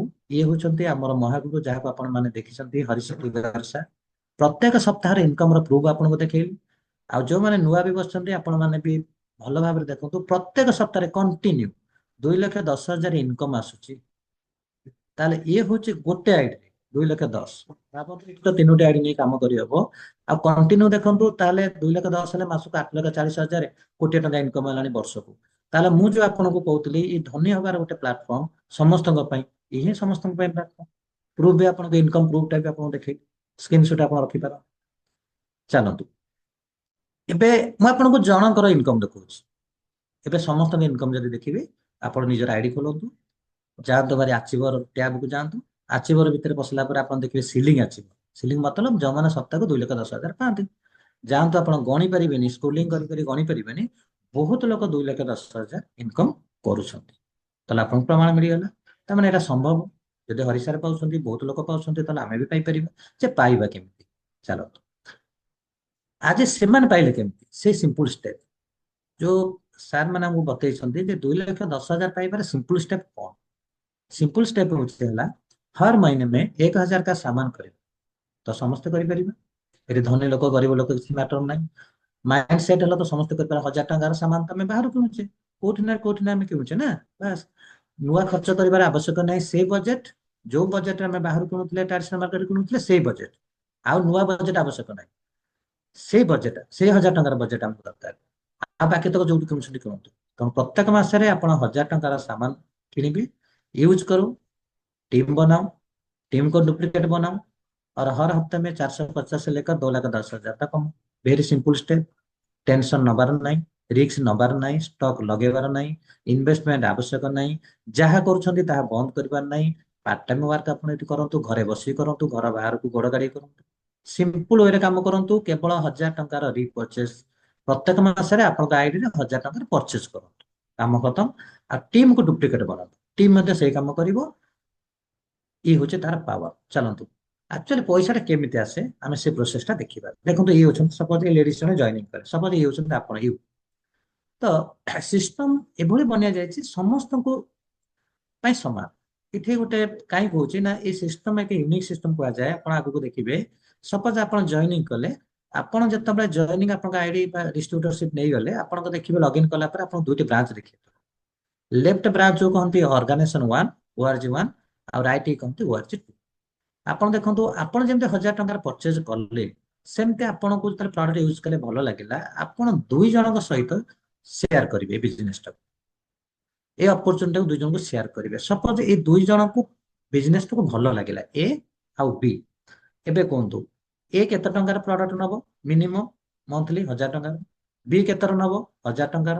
ପଇସା କାହାର? ଏ ର। ପଇସା ବି ର। ପ୍ରଡକ୍ଟ ଏ ୟୁଜ କଲା, ପ୍ରଡକ୍ଟ ବି ୟୁଜ କଲା। ଆପଣ ପାଇଲେ 90 ଟଙ୍କା। କିଭଳି ପାଇଲେ? ଏଇଠି ଆପଣ ଗୋଟେ ଷ୍ଟାଟସ ଦେଖନ୍ତୁ। ଏଇଠି କଣ ହୁଏ ନା, ଯଦି ଆମେ 100 ଟଙ୍କାର ବିଲିଂ ହୁଏ, कंपनी ताको टंका टाको बिजनेस वॉल्यूम आकार शो करे, पैसा दिए बिजनेस वॉल्यूम ଉପରେ। ତ 100 ଟଙ୍କାର ବିଲିଂ ହେଲେ 75 ବିଜନେସ ଭଲ୍ୟୁମ। ଯଦି 1,000 ଟଙ୍କାର ବିଲିଂ ହଉଛି, ତାହେଲେ 750 ବିଜନେସ। ଏବେ ଦେଖନ୍ତୁ, ଏ କେତେ ବିଜନେସ କଲା ତା ଆଇଡି ରେ? 1,000 ଟଙ୍କା। କେତେ ଶୋ କରିବ? 750। ବି ବିଜନେସ କଲା 1,000 ଟଙ୍କା। ବିଜନେସ ଭଲ୍ୟୁମ କେତେ ହେଲା? 750। ତ ସିଷ୍ଟମ ଏମିତି ବନିଆ ଯାଇଛି, ଲେଫ୍ଟ ଆଉ ରାଇଟ ଇକ୍ୱାଲ ବିଜନେସ ମ୍ୟାଚିଂ କର। इक्वाल तो ये अच्छी ही अच्छी। सेपटे 750, एपटे 750। तो इक्वाल बिजनेस मैचिंग मतलब 750। तो 750 मैचिंग 750 बिजनेस वॉल्यूम रो 12% आप कैलकुलेट करंतु 90 टका। एटा होची ଗୋଟେ ଛୋଟ ଷ୍ଟେପ କହୁଛି। ଆପଣ ଏଠି ଚିନ୍ତା କରୁଥିବେ, ଆଚ୍ଛା 90 ଟଙ୍କା ମିଳିଯାଉଛି, ତାହେଲେ ଦୁଇଟି ଲୋକ ଯଦି ଦି ପଟ ସାଇଡରେ 1,000 କିଣୁଛନ୍ତି, ଆପଣଙ୍କୁ 90 ମିଳିଗଲା। ଚାଲନ୍ତୁ 1,000 ଟଙ୍କାର ମଲ୍ଟିପ୍ଲାଏ କରି ଦେଖିବା। ମୁଁ ଆଗରୁ କହିଛି, ବିଗ୍ସ ମନି କମ୍ସ ଫ୍ରମ ଟାଇମର ମଲ୍ଟିପ୍ଲିକେସନ। ଯେତେବେଳେ ସମୟ ବଢିଯାଏ, ଇନକମ୍ ଅଧିକରୁ ଅଧିକ ଆସିବା ଷ୍ଟାର୍ଟ ହେଇଯାଏ। ଏବେ ଦେଖନ୍ତୁ, ଆପଣଙ୍କ ତଳେ ଦି ଜଣ କାମ କରୁଥିଲେ। ଏବେ ତାପରେ କଣ ହେଲା ନା, ଏ କଣ କଲା, ଧୀରେ ଧୀରେ ଟିମ୍ ବନେଇବା ଷ୍ଟାର୍ଟ କରିଦେଲା। ବି ତା ଟିମ୍ ବନେଇବା ଷ୍ଟାର୍ଟ କରିଦେଲା। ଇଏ 7 ଦିନର କାଲକୁଲେଟ ଉପରେ ମୁଁ ଆପଣଙ୍କୁ ହିସାବ କରଉଛି। ଯେମିତି ଆପଣଙ୍କର ଦିଟା ବ୍ରାଞ୍ଚ ଅଛି, ଅର୍ଗାନାଇଜେସନ 1 ଅର୍ଗାନାଇଜେସନ 2, ଏ ର ମଧ୍ୟ ଦିଟା ବ୍ରାଞ୍ଚ ଅଛି, ବି ର ବି ଦିଟା ବ୍ରାଞ୍ଚ ଅଛି, ସମସ୍ତଙ୍କ ଦିଟା ବ୍ରାଞ୍ଚ। ଏବେ ଦେଖନ୍ତୁ, ଏ ତାର ଅର୍ଗାନାଇଜେସନ 1 ରେ ଟିମ୍ ବନେଇଲା, ଅର୍ଗାନାଇଜେସନ 2 ରେ ଟିମ୍ ବନେଇଲା। टीम मिसी मिसिकी जड़े कौ टीम कम, कारण एक अधिक हेल्ले टीम ही ना। तो ए तार ऑर्गेनाइजेशन वन जो टीम बनैला, टीम मिसिकी निज निज आईडी रे बिलिंग कले 5,000। तो आमर सिस्टम कौन कहूँ, टंका को बीबी कन्वर्ट कर दो। तो 5,000 टा बीबी है 3,750 बीबी ए रो गोटे पटे। ए रो ऑर्गेनाइजेशन 2 रे सेमती टीम बनैला, आउ टीम मिसिकी बिजनेस कले 5,000 टंकार, ताको बीबी रे कन्वर्ट कले 3,750 बीबी। तो सिस्टम कौन कहूँ ना, से समान समान मैचिंग करिवो। समान केते हबो? 3,750। तार 12% 450 टका ए रो से सप्ताह पीएल। ताले मु आपन कहितली प्रति सप्ताह रे 450 टका आरंभ करे 2,10,000 देई परिबो। एबे आरंभ हो गेला 450। तो जने 450 केते बळे पाइबो? तार दी पटा ब्रांच रे जेते बळे तार बिजनेस मिसिकरी 3750 ORG 1 ରେ 3750 ORG 2 ରେ ହେଇଗଲା, ସେତେ ତାର ମ୍ୟାଚିଂ ଆସିଯିବ 12%। ତାହେଲେ ଏଇଠି ଏ ପାଇଲା କେତେ 450, ବି ମଧ୍ୟ ଏକା ଫଣ୍ଡା। ଦେଖନ୍ତୁ ଏକା ସିଷ୍ଟମ କହିବାକୁ ପଡିବନି। ବି ର ମଧ୍ୟ ଇନକମ କେତେ ଆସିବ ସେଇ 450, 3750 ବିଜନେସ ଭଲ୍ୟୁମ 12%। ତ ଆପଣ କେତେ ପାଇବେ? ଆପଣ ବି ସେଇ 12% ପାଇବେ, କିନ୍ତୁ ଏଇଠି ଆପଣ ଅଧିକ ପଇସା ପାଇବେ। ତାର କାରଣ ହଉଛି ଏହା ତାର କାରଣ ହଉଛି ଏହା, ଆପଣ ଯୋଉ ଏ କୁ ପ୍ରଥମେ ପ୍ଲେସମେଣ୍ଟ କରିଥିଲେ ସେପଟେ ବି କୁ ପ୍ଲେସମେଣ୍ଟ କରିଥିଲେ। ଆପଣଙ୍କ ଅର୍ଗାନାଇଜେସନ 1 ରେ ଯିଏ ପ୍ରଥମେ ପ୍ଲେସମେଣ୍ଟ ହେଇଛି ତାର ଟୋଟାଲ ବିଜନେସ ହଉଛି ଆପଣଙ୍କ ଅର୍ଗାନାଇଜେସନ 1 ର ବିଜନେସ। ତାହେଲେ ଏବେ କୁହନ୍ତୁ, ଆପଣଙ୍କ ଅର୍ଗାନାଇଜେସନ 1 ରେ ଆପଣ ପ୍ରଥମେ କାହାକୁ ପ୍ଲେସମେଣ୍ଟ କରୁଥିଲେ? ଏ କୁ। ତ ଏ ର ଟୋଟାଲ ବିଜନେସ କେତେ? 3750 ପ୍ଲସ 3750, 7500। ଏବେ ଦେଖନ୍ତୁ, ତାହେଲେ ଆପଣଙ୍କର ଗୋଟେ ପଟେ ବିଜନେସ ହେଲା 7500। ଡାହାଣ ପଟେ ବି ସେ ପ୍ରୋସେସ ଦେଖନ୍ତୁ, ସେ 7500 ବି ର। ତା ମାନେ ଆପଣଙ୍କ ଅର୍ଗାନାଇଜେସନ 1 ରେ 7500, ଅର୍ଗାନାଇଜେସନ 2 ରେ 7500। ଏବେ ମ୍ୟାଚିଂ ହେଲା 7500, ତାର 12% ନଷ୍ଟ। Simple process. ତେଣୁ ଏଇଠି ଗୋଟିଏ ପଏଣ୍ଟ ମନେ ରଖନ୍ତୁ, ଏ ତା ବିଜନେସ ର 12%, ବି ତା ବିଜନେସ ର 12%, ଆପଣ ଆପଣଙ୍କ ବିଜନେସ ର 12%। ଏଇ ହିସାବରେ ଦେଖନ୍ତୁ ଧୀରେ ଧୀରେ ଗ୍ରୋଥ ହେଇଗଲା। 1000 ଟଙ୍କାର ଯୋଉ କହୁଥିଲି କିଣିବା ପାଇଁ, ତ ଧୀରେ ଧୀରେ 10ଟା ଲୋକ 1000 କିଣିଲେ, କେଲେ 10,000 ହେଇଗଲା। 20ଟା ଲୋକ କିଣିଲେ, 30,000 ଲୋକ କିଣିଲେ। ଏ ହଜାରର କମ୍ପାଉଣ୍ଡିଂ ଗ୍ରୋଥ ଦେଖନ୍ତୁ, 1000 ଉପରେ କାଲକୁଲେଟ କରୁଛି। ଛୋଟ ଆମାଉଣ୍ଟ କେମିତି ବଡ ଇନକମ ଦଉଛି। ଆପଣ 10,000 ହେଇଗଲା, ଦେଖନ୍ତୁ 5000 ଥିଲା, ଏବେ 10,000 ହେଇଗଲା। ତାହେଲେ ଏର ଇନକମ କେତେ ଆସିଗଲା? 900 ଟଙ୍କା। ବି ର ଇନକମ 900 ଆସିଲା, ଆପଣ ଇନକମ ଡବଲ ବଢିଲା, 1800 ହେଇଗଲା। ତାପରେ ଦେଖନ୍ତୁ ଏବେ 50,000 50,000 ଉପରେ ଦେଖନ୍ତୁ, ଏ ର ଗୋଟେ ପଟେ 50,000, ଆଉ ଗୋଟେ ପଟେ 50,000, ମ୍ୟାଚିଂ ପାଇବ 50,000, ତାର 12%, 6,000 ଟଙ୍କା ହେଇପାଇଲା। ଏଇଠି ବି ର ଦେଖନ୍ତୁ କଣ ହଉଛି, ବି ର ଗୋଟେ ପଟେ 40,000 ବିଜନେସ ହଉଛି, ଆଉ ସେପଟେ ହଉଛି 60,000। ତାହେଲେ ସିଏ କିଭଳି ପଇସା ପାଇବ? ସିଏ ବି ପଇସା ପାଇବ। ସିଷ୍ଟମ ଯାହା ବନିଆ ଯାଇଛି ସମସ୍ତ ପାଇଁ ସମାନ। ସିଷ୍ଟମ କହିଛି ନା ସବୁବେଳେ ସମାନ ସମାନ ମ୍ୟାଚିଂ କରିବ। ସମାନ ମାନେ ଦେଖନ୍ତୁ ଏପଟେ ବି ଯୋଉ ପଟେ ଅଛି, ଗୋଟେ ପଟେ ହେଇଛି 40,000, ସେପଟେ 60,000। ତ ମ୍ୟାଚିଂ କେତେ କରିବ? 40,000, ଯୋଉଟା କମ ଥିବ ସେଇଟାକୁ ନେଇଯିବ, ତାର 12%, 4,800 ଟଙ୍କା ବି ପାଇଲା। ଆଉ ତାର ଯୋଉ ବାକି ରହିଲା 20,000 ବି, ଏଟା କୋଲାପ୍ସ ହବନି। ଏଇଟା କଣ ହବ, ଯୋଉ ତାର ନେକ୍ସଟ ସପ୍ତାହ ଆସିବ, ନେକ୍ସଟ ସପ୍ତାହର ବିଜନେସ ସହିତ ସେଟା ମିଶିଯିବ। କ୍ୟାରି ଫରୱାର୍ଡ ସିଷ୍ଟମ ଅଛି। ଆପଣ ଯେତେ ଯେତେ ପାରିବେ ମ୍ୟାଚିଂ କରି ନେଇଯିବେ। ଯଦି ଯୋଉ ପଟ ସାଇଡରେ ବଳକା ରହୁଛି ସେଟା ନେକ୍ସଟ ସପ୍ତାହକୁ କ୍ୟାରି ଫରୱାର୍ଡ ହେଇଯିବ। ଆଉ ଏଠି ଆପଣ କେତେ ପଇସା ପାଉଛନ୍ତି? ଆପଣ ଆପଣ ଯେ ହିସାବ ସେୟା କହୁଛି ଯେ ଆପଣଙ୍କ ଅର୍ଗାନାଇଜେସନ 1 ରେ ଯାହାକୁ ପ୍ରଥମେ ପ୍ଲେସମେଣ୍ଟ କରିଛନ୍ତି ତାର ଟୋଟାଲ ବିଜନେସ ମିଶେଇ ଦିଅନ୍ତୁ। ତାର ଟୋଟାଲ ବିଜନେସ ମିଶିଲେ 50,000 50,000 ମିଶିଲେ ଲକ୍ଷେ ହେଇଗଲା। ତାହେଲେ ଆପଣଙ୍କ ଅର୍ଗାନାଇଜେସନ ଲକ୍ଷେ ବିଜନେସ ହେଇଗଲା। ଆପଣଙ୍କ ଅର୍ଗାନାଇଜେସନ 2 ରେ କାହାକୁ ପ୍ଲେସମେଣ୍ଟ କରୁଛନ୍ତି? ବି କୁ। ବି ର ଟୋଟାଲ ବିଜନେସ କେତେ? ଲକ୍ଷେ। 60 40, ହେଲା ଆପଣ ଲକ୍ଷରେ ମ୍ୟାଚିଂ ପାଇଲେ 12,000। ତ ଆପଣ 12,000 ନେଇ ପଳେଇଲେ, ଏ 6,000 ନେଇ ପଳେଇଲା, ବି 4,800 ନେଇଗଲା, କିନ୍ତୁ ବି ର କିଛି ବିଜନେସ ବଳି ପଇଲା। ବି ଆଉ ଥରେ ବି ପଇସା ନବ କେତେବେଳେ, ଯେ ନେକ୍ସଟ ସପ୍ତାହରେ ଯଦି ସେ ପୁଣି ଏପଟେ ବିଜନେସ କଲା, ପୁଣି ମ୍ୟାଚିଂ କରି ପଇସା ନବ। ତ 1 କୋଟି ପର୍ଯ୍ୟନ୍ତ କ୍ୟାରି ଫରୱାର୍ଡ ସିଷ୍ଟମ ଅଛି, ଯୋଉଠି କୌଣସି କମ୍ପାନୀରେ ନାହିଁ। ଆଉ ଯେହେତୁ ଆପଣଙ୍କର ଟିମ୍ କାମ କରୁଛି, ଏଠି ବିଜନେସ କୋଲାପ୍ସ ହବାର ଚାନ୍ସ ନାହିଁ। କଣ୍ଟିନ୍ୟୁ 1 କୋଟି ପର୍ଯ୍ୟନ୍ତ କ୍ୟାରି ଫରୱାର୍ଡ ହେଇକି ରହିପାରିବ ବିଜନେସ। ଏମିତି ସମୟ ଆସିବ ଯୋଉଟା ଆପଣଙ୍କୁ ମୁଁ କହୁଥିଲି 2,10,000 କଥା। ତ ଧୀରେ ଧୀରେ ଆପଣଙ୍କ ଟିମ୍ ଗ୍ରୋଥ ହେଲା। ଆପଣଙ୍କ ଟିମରେ ବହୁତ ଲୋକ ଆସିଲେ, କିଏ 1,000 ଟଙ୍କାର କିଣିଲା, କି 2,000 କିଣିଲା, କି 5,000 କିଣିଲା, କି 50,000 କିଣିଲା। ବହୁତ ଗୁଡେ ବିଜନେସ ହେଲା। 7 ଦିନ ଭିତରେ ଆପଣଙ୍କର ଅର୍ଗାନାଇଜେସନ 1 ରେ ଟିମ୍ କାମ କରିକି, ଟିମର ଟୋଟାଲ ଟିମର କ୍ୟୁମୁଲେଟିଭ ବିଜନେସ ମିଶି ମିଶିକିରି, ଯଦି ଗୋଟେ ସପ୍ତାହରେ 7 ଦିନ ଭିତରେ ଟୋଟାଲ ଟିମର ବିଜନେସ ମିଶିକିରି 17,50,000 ହେଇଗଲା ଅର୍ଗାନାଇଜେସନ 1 ରେ, ଆଉ ଅର୍ଗାନାଇଜେସନ 2 ରେ 17,50,000 ହେଇଗଲା, ତାହେଲେ ଏଇଠି ଆପଣ ମ୍ୟାଚିଂ କରନ୍ତୁ। ଆମେ ସିଷ୍ଟମ ଇକ୍ୱାଲ ମ୍ୟାଚିଂ କରିବ। ତାହେଲେ ଏଇଠି ମ୍ୟାଚିଂ କେତେ ଆସିବ ନା 17,50,000, ତାର 12%, 2,10,000 ଟଙ୍କା ଆପଣ ପାଇବେ। ଇଏ ହଉଛି ସିଷ୍ଟମ। ତେଣୁ ଏ ସିଷ୍ଟମକୁ ଆପଣ ଭଲ ଭାବରେ ବୁଝନ୍ତୁ। ଆଉ ଆପଣଙ୍କର ଯୋଉ ପ୍ଲେସମେଣ୍ଟ କରିବାକୁ ଯାଉଛନ୍ତି, ଆପଣ ଥରେ ଭାବିକି ପ୍ଲେସମେଣ୍ଟ କରନ୍ତୁ। ତରବରିଆ ପ୍ଲେସମେଣ୍ଟ କରନ୍ତୁନି, କାହିଁକିନା କମ୍ପାନୀ ଡିଷ୍ଟ୍ରିବ୍ୟୁଟର ମାନଙ୍କର ବେନିଫିଟ ପାଇଁ ବହୁତ ଗୁଡିଏ ସିଷ୍ଟମ ବନେଇଛି। ଦେଖନ୍ତୁ ସିଷ୍ଟମକୁ ଭଲ ଭାବରେ ବୁଝନ୍ତୁ। ଆପଣ ଏଠି ଗୋଟିଏ ପ୍ୟାନ କାର୍ଡରେ ଆପଣ 3ଟି ଆଇଡି ପ୍ଲେସମେଣ୍ଟ ଦେଇପାରିବେ, ବା 3ଟି ଆଇଡି ଖୋଲି ପାରିବେ, 3ଟି ଡିଷ୍ଟ୍ରିବ୍ୟୁଟରସିପ ନେଇପାରିବେ। ତ ଯଦି ଆପଣ ଚାହୁଁଛନ୍ତି ୱାନ୍ ଟାଇମ ପେମେଣ୍ଟ ପାଇବା ପାଇଁ, ତ ଆପଣ ଗୋଟିଏ ଥର ଆଇଡି ଖୋଲିବେ। ଗୋଟିଏ ପ୍ୟାନ କାର୍ଡରେ ଗୋଟିଏ ଆଇଡି ଖୋଲିବେ। ସପୋଜ ଆପଣ ଖୋଲିଲେ ଏପଟେ ଏ ଆଉ ବି ଅନ୍ୟମାନଙ୍କୁ ପକେଇଲେ, ଆପଣ ଏଠି ସପ୍ତାହକୁ କେବଳ ଗୋଟିଏ ଥର ପଇସା ପାଇଲେ। ଇଏ ହେଲା ପ୍ଲେସମେଣ୍ଟ 1। ଏଠି ଆପଣ ଅଧିକ ପଇସା କମେଇ ପାରିବେନି। କାହିଁକି ଏ ଆଉ ବି ଯାହା ବିଜନେସ କରିବ ଆପଣ ତା ମ୍ୟାଚିଂ ର 12% ହିଁ ପାଇବେ, ଏତିଟା ହଉଛି ଆପଣଙ୍କର ଫିକ୍ସ। କିନ୍ତୁ ଯଦି ଆପଣ ନିଜେ ତିନିଟା ଆଇଡି ପକେଇଦେବେ, ତିନିଟା ପ୍ଲେସମେଣ୍ଟ ନେଇଯିବେ, ପ୍ଲେସମେଣ୍ଟ ଫ୍ରି ଦେଖନ୍ତୁ, ଉପରେ ବି ଆପଣ ଅର୍ଗାନାଇଜେସନ ୱାନରେ ଯୋଉଠି ଏ କୁ ପ୍ଲେସମେଣ୍ଟ ଦେଇଥିଲେ ବାହାର ଲୋକକୁ, ସେଠି ଆପଣ ରହିଯିବେ, ଅର୍ଗାନାଇଜେସନ ଟୁ ରେ ଆପଣ ରହିଯିବେ। ଏଠି କଣ ହବ, ଗୋଟେ ସପ୍ତାହରେ ଆପଣ 3 ଥର ପେମେଣ୍ଟ ପାଇବେ। ତାହେଲେ ଭାବନ୍ତୁ ଆପଣ କୋଉ ପ୍ଲେସମେଣ୍ଟ ନେଇ କାମ କରିବାର ଅଛି। ଯଦି ପ୍ଲେସମେଣ୍ଟ ୱାନ୍ ନେଇ କାମ କରିବେ, ଆଇଡିରେ 1000 ଟଙ୍କା କିଣିବେ, ବିଜନେସ କୁ ଷ୍ଟାର୍ଟ କରିବେ, ପ୍ରତ୍ୟେକ ମାସରେ 1000 1000 କିଣି ଚାଲିବେ। ଯଦି ପ୍ଲେସମେଣ୍ଟ ଥ୍ରୀ କୁ ନେଇ କାମ କରିବେ, ତିନିଟା ଆଇଡିରେ 1000 1000 1000 କରିକିରି ଆପଣ ସପିଂ କରିବେ। ଇଏ ହଉଛି ରୁଲ, ଏ ହଉଛି ଆମକୁ ମାନିବାକୁ ପଡିବ, କାହିଁକିନା ଏଇଟା ହଉଛି ସିଷ୍ଟମର ରୁଲ। ପ୍ରତ୍ୟେକ ମାସରେ 1000 ଟଙ୍କାର ରିପର୍ଚେଜ କମ୍ପଲସରୀ। ଏଠି କୌଣସି ସିନିୟର ନାହିଁ, ଜୁନିୟର ନାହିଁ, ଅଲ୍ ଆର୍ ଇକ୍ୱାଲ। ସମସ୍ତେ 12%, କାହାର ମନ ଦୁଃଖ ହବାର ନାହିଁ। ତ ଟପ୍ ଲୋକ ବି 12%, ଡାଉନ ଲୋକ ଅଛି ସବା ତଳେ ଅଛି ସେ ବି 12%, ମଝିରେ ଯିଏ ଅଛି ସେ ବି 12%। ଅପ୍ ଡାଉନ କିଛି ବି ନାହିଁ, ସମସ୍ତେ ନିଜ ନିଜ ବିଜନେସରେ 12%। ଆଉ ତା ସହିତ ବହୁତ ଗୁଡେ ଇନକମ ଅଛି। ଇଏ ତ ୱିକଲି ଇନକମ କହିଲି, ମାସକୁ 4 ଥର ଇନକମ ନେଇପାରିବେ, ରାଙ୍କ ଇନକମ ଅଛି, ବୋନସ ଫୋନସ ଅଛି, ଆପଣଙ୍କର ଆୱାର୍ଡ ରିୱାର୍ଡ ବି ଅଛି, ଫରେନ ଟୁର ବି ଅଛି। ତ ଧୀରେ ଧୀରେ ଯେତେବେଳେ ଆପଣ ବିଜନେସ କାମ କରିବେ, ଆପଣଙ୍କ ବିଜନେସ ଟା ମିଶି ମିଶି ଯିବ, କ୍ୟୁମୁଲେଟିଭ ହବ। ତ ଯେତେବେଳେ ଆପଣ ଗୋଟେ ପରେ ଗୋଟେ ରାଙ୍କ ଆଚିଭ କରିବେ, ସେଠି ଆପଣଙ୍କୁ ମନ୍ଥଲି ବୋନସ ଲାଗିବା ଷ୍ଟାର୍ଟ ହେଇପାରେ। ତ ମୁଁ ଯେମିତି ଡିଟିସି ରାଙ୍କରେ ଅଛି, ମୋର ବୋନସ ଆସୁଛି 5000 ଟଙ୍କା। ସେମିତି ଆପଣ ଯେତେବେଳେ ଗୋଟେ ପରେ ଗୋଟେ ରାଙ୍କକୁ ଆଚିଭ କରିବେ, ଜେଟିସି ରାଙ୍କ ହେଲେ 7500, ଏସଟିସି ହେଲେ 10000, ଆରଟିସି ହେଲେ 15000, ଏନଟିସି ହେଲେ 20000, ଏ ସବୁ କାହା ଉପରେ ଡିପେଣ୍ଡ କରୁଛି।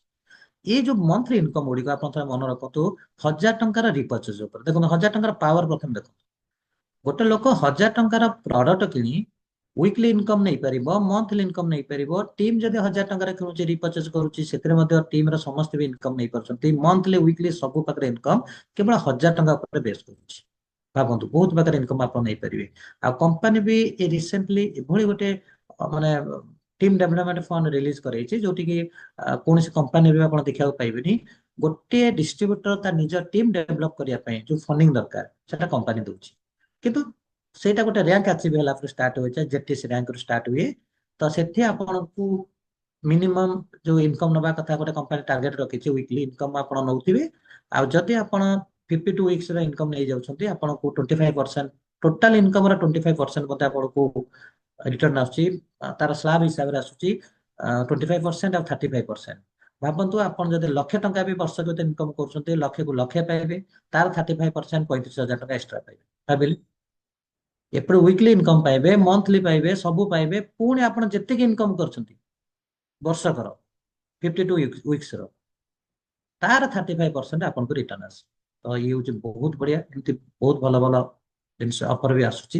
କମ୍ପାନୀ ବି ବହୁତ ଗ୍ରୋ କରୁଛି, ଆଉ ଚେଞ୍ଜ କରୁଛି, ତାର ବହୁତ ଗୁଡେ ନୂଆ ନୂଆ ଫ୍ୟାସିଲିଟି ଆଡ କରୁଛି। ଚାଲନ୍ତୁ,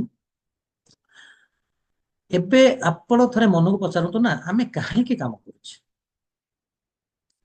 ଆପଣ ଯେଉଁ ପ୍ରଫେସନରେ ଅଛନ୍ତି, ମୁଁ ତାକୁ ସମ୍ମାନ ଜଣାଉଛି। ଆପଣ ଡକ୍ଟର ହେଇଥାନ୍ତୁ, ଟିଚର ହେଇଥାନ୍ତୁ, ଯାହା କରୁଥାନ୍ତୁ, ଦୋକାନ କରୁଥାନ୍ତୁ, ଯାହା ବି କରୁଥାନ୍ତୁ, ସମସ୍ତଙ୍କୁ ସମ୍ମାନ ଜଣାଉଛି। କିନ୍ତୁ ଆପଣ ଥରେ ଚିନ୍ତା କରନ୍ତୁ, ଆପଣ ମାନେ କାହିଁକି କାମ କରୁଛନ୍ତି। ପରିବାର ପାଇଁ। ଦେଖନ୍ତୁ, ଆଜି ଆମେ ସମସ୍ତେ ଖୁସିରେ ରହିବା ପାଇଁ ଚାହୁଁଛୁ, ପରିବାର ସହିତ ସମସ୍ତେ ଖୁସିରେ ରହିବାକୁ ଚାହୁଁଛୁ, ଠିକ ନା ନାହିଁ। ତ ଜିନ୍ଦଗୀ କା କ୍ୟା ଭରୋସା। ଏଭଳି ଘଟଣା ଆମେ ଜାଣିଥିଲେ ବାଲେଶ୍ୱରର ବାହାନଗାରେ ହୋଇଥିଲା। ତେଣୁ ବହୁତ ଗୁଡେ ଲୋକ ଏ ଦୁନିଆରୁ ଚାଲି ଯାଇଥିଲେ। ଆଉ ପରିବାରରୁ ରୋଜଗାର କରୁଥିବା ଲୋକ ଯେତେବେଳେ ଦୁନିଆରୁ ଚାଲିଯାଏ, ତା ପରିବାର କଣ ଏଭଳି ହସ ଖୁସି କେବେ ରହିପାରିବ। ଇଏ ଏଇ ଯୋଉ ସମସ୍ୟାଟା ଆମ ଜୀବନରେ ଆସିବନି, ଆମେ କଣ କେବେ କହିପାରିବା। ତେଣୁ କୁହାଯାଏ ନା, ଜିନ୍ଦଗୀ କା କ୍ୟା ଭରୋସା। ଆଜି ଆମେ ଅଛେ, କାଲି ଥିବା ନଥିବା ତାର କିଛି ଗ୍ୟାରେଣ୍ଟି ନାହିଁ।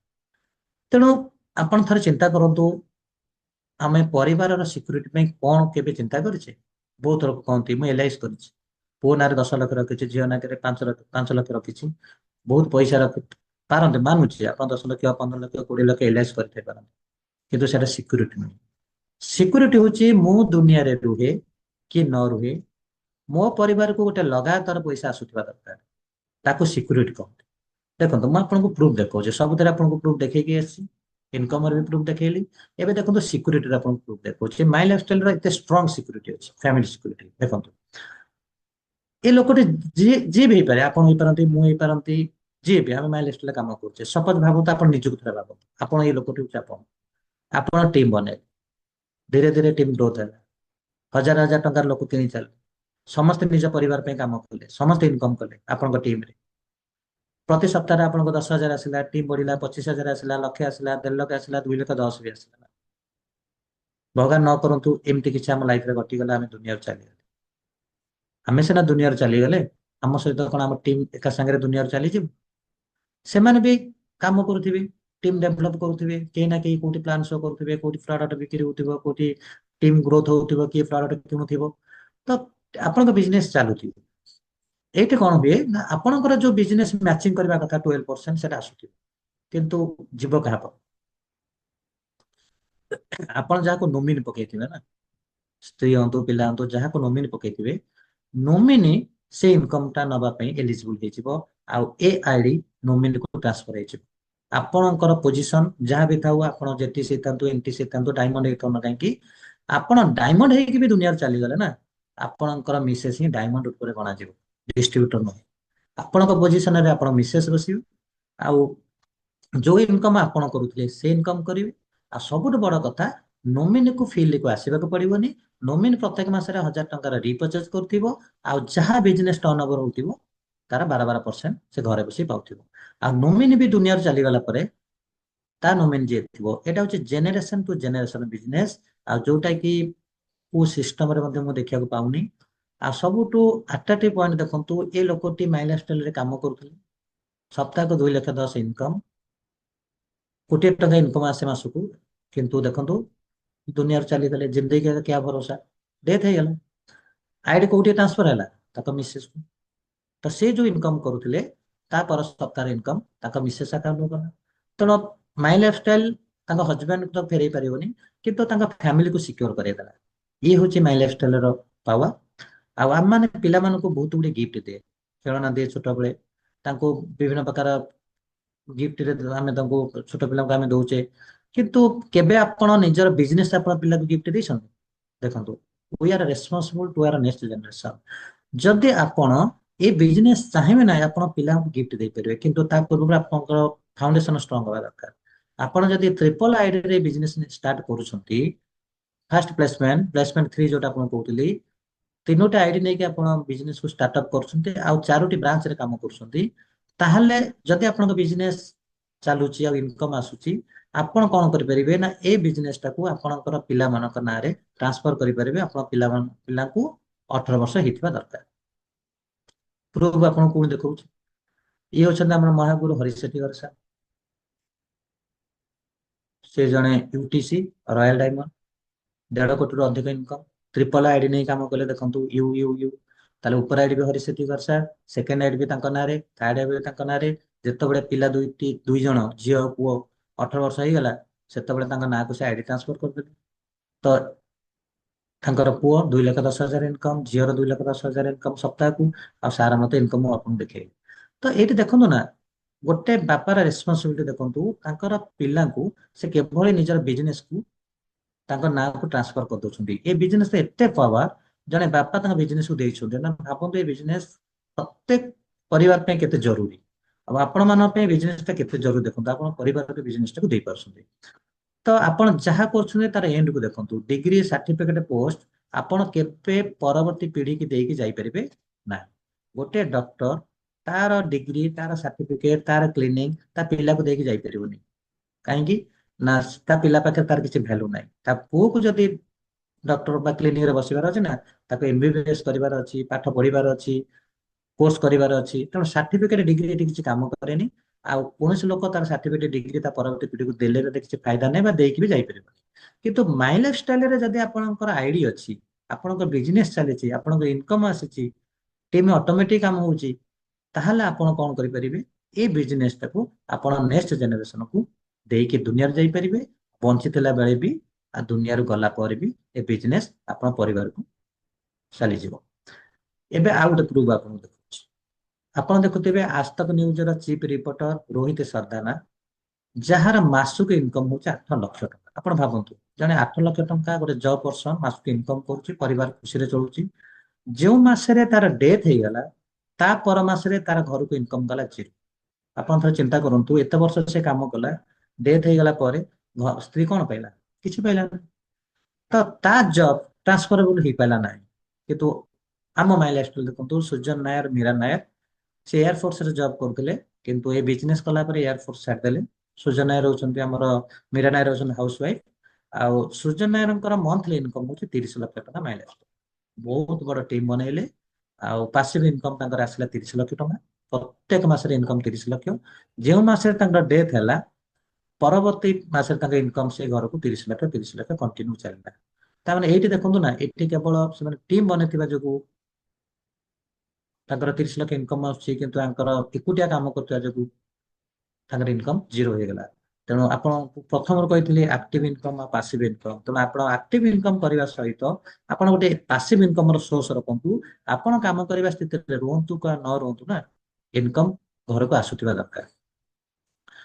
ତେଣୁ ବହୁତ ଗୁଡେ ଲେଡିଜ ମଧ୍ୟ ଏଠି ବସିଛନ୍ତି। ତ ଆପଣ ମାନଙ୍କୁ ମୋର ଗୋଟେ ପ୍ରଶ୍ନ, ଗୋଟେ ଲେଡିଜ ଯେତେ ଏଜୁକେଟେଡ ହଉନା କାହିଁକି, ଯେତେ ଟ୍ୟାଲେଣ୍ଟେଡ ହଉନା କାହିଁକି, ଯଦି ସେ ଇନକମ କରୁନି, କୋଉଠି ନା କୋଉଠି ସେ କାହା ଉପରେ ଡିପେଣ୍ଡ କରୁଛି। ହୁଏତ ସେ ହଜବାଣ୍ଡ ଉପରେ ହଉ କିମ୍ବା ପରିବାରର କୌଣସି ସଦସ୍ୟଙ୍କ ଉପରେ ହଉ, ତ କାହାକୁ ନା କାହାକୁ ତାକୁ ମାନେ ପଇସା ପାଇଁ ହାତ ପତେଇବାକୁ ପଡୁଛି। ବହୁତ ଖରାପ। ଆପଣ ଏ ସିଷ୍ଟମରେ, ଏଇଟା ହଉଛି ଓମେନ ଏମ୍ପାୱାରମେଣ୍ଟ, ନାରୀ ସଶକ୍ତିକରଣ ଉପରେ ଆମେ ମାନେ କାମ କରୁଛୁ। ଏଠି ବହୁତ ଗୁଡେ ଲେଡିଜ ମାନେ ବହୁତ ଭଲ ଇନକମ କରୁଛନ୍ତି, ଭଲ ଲାଇଫଷ୍ଟାଇଲ ମେଣ୍ଟେନ କରୁଛନ୍ତି।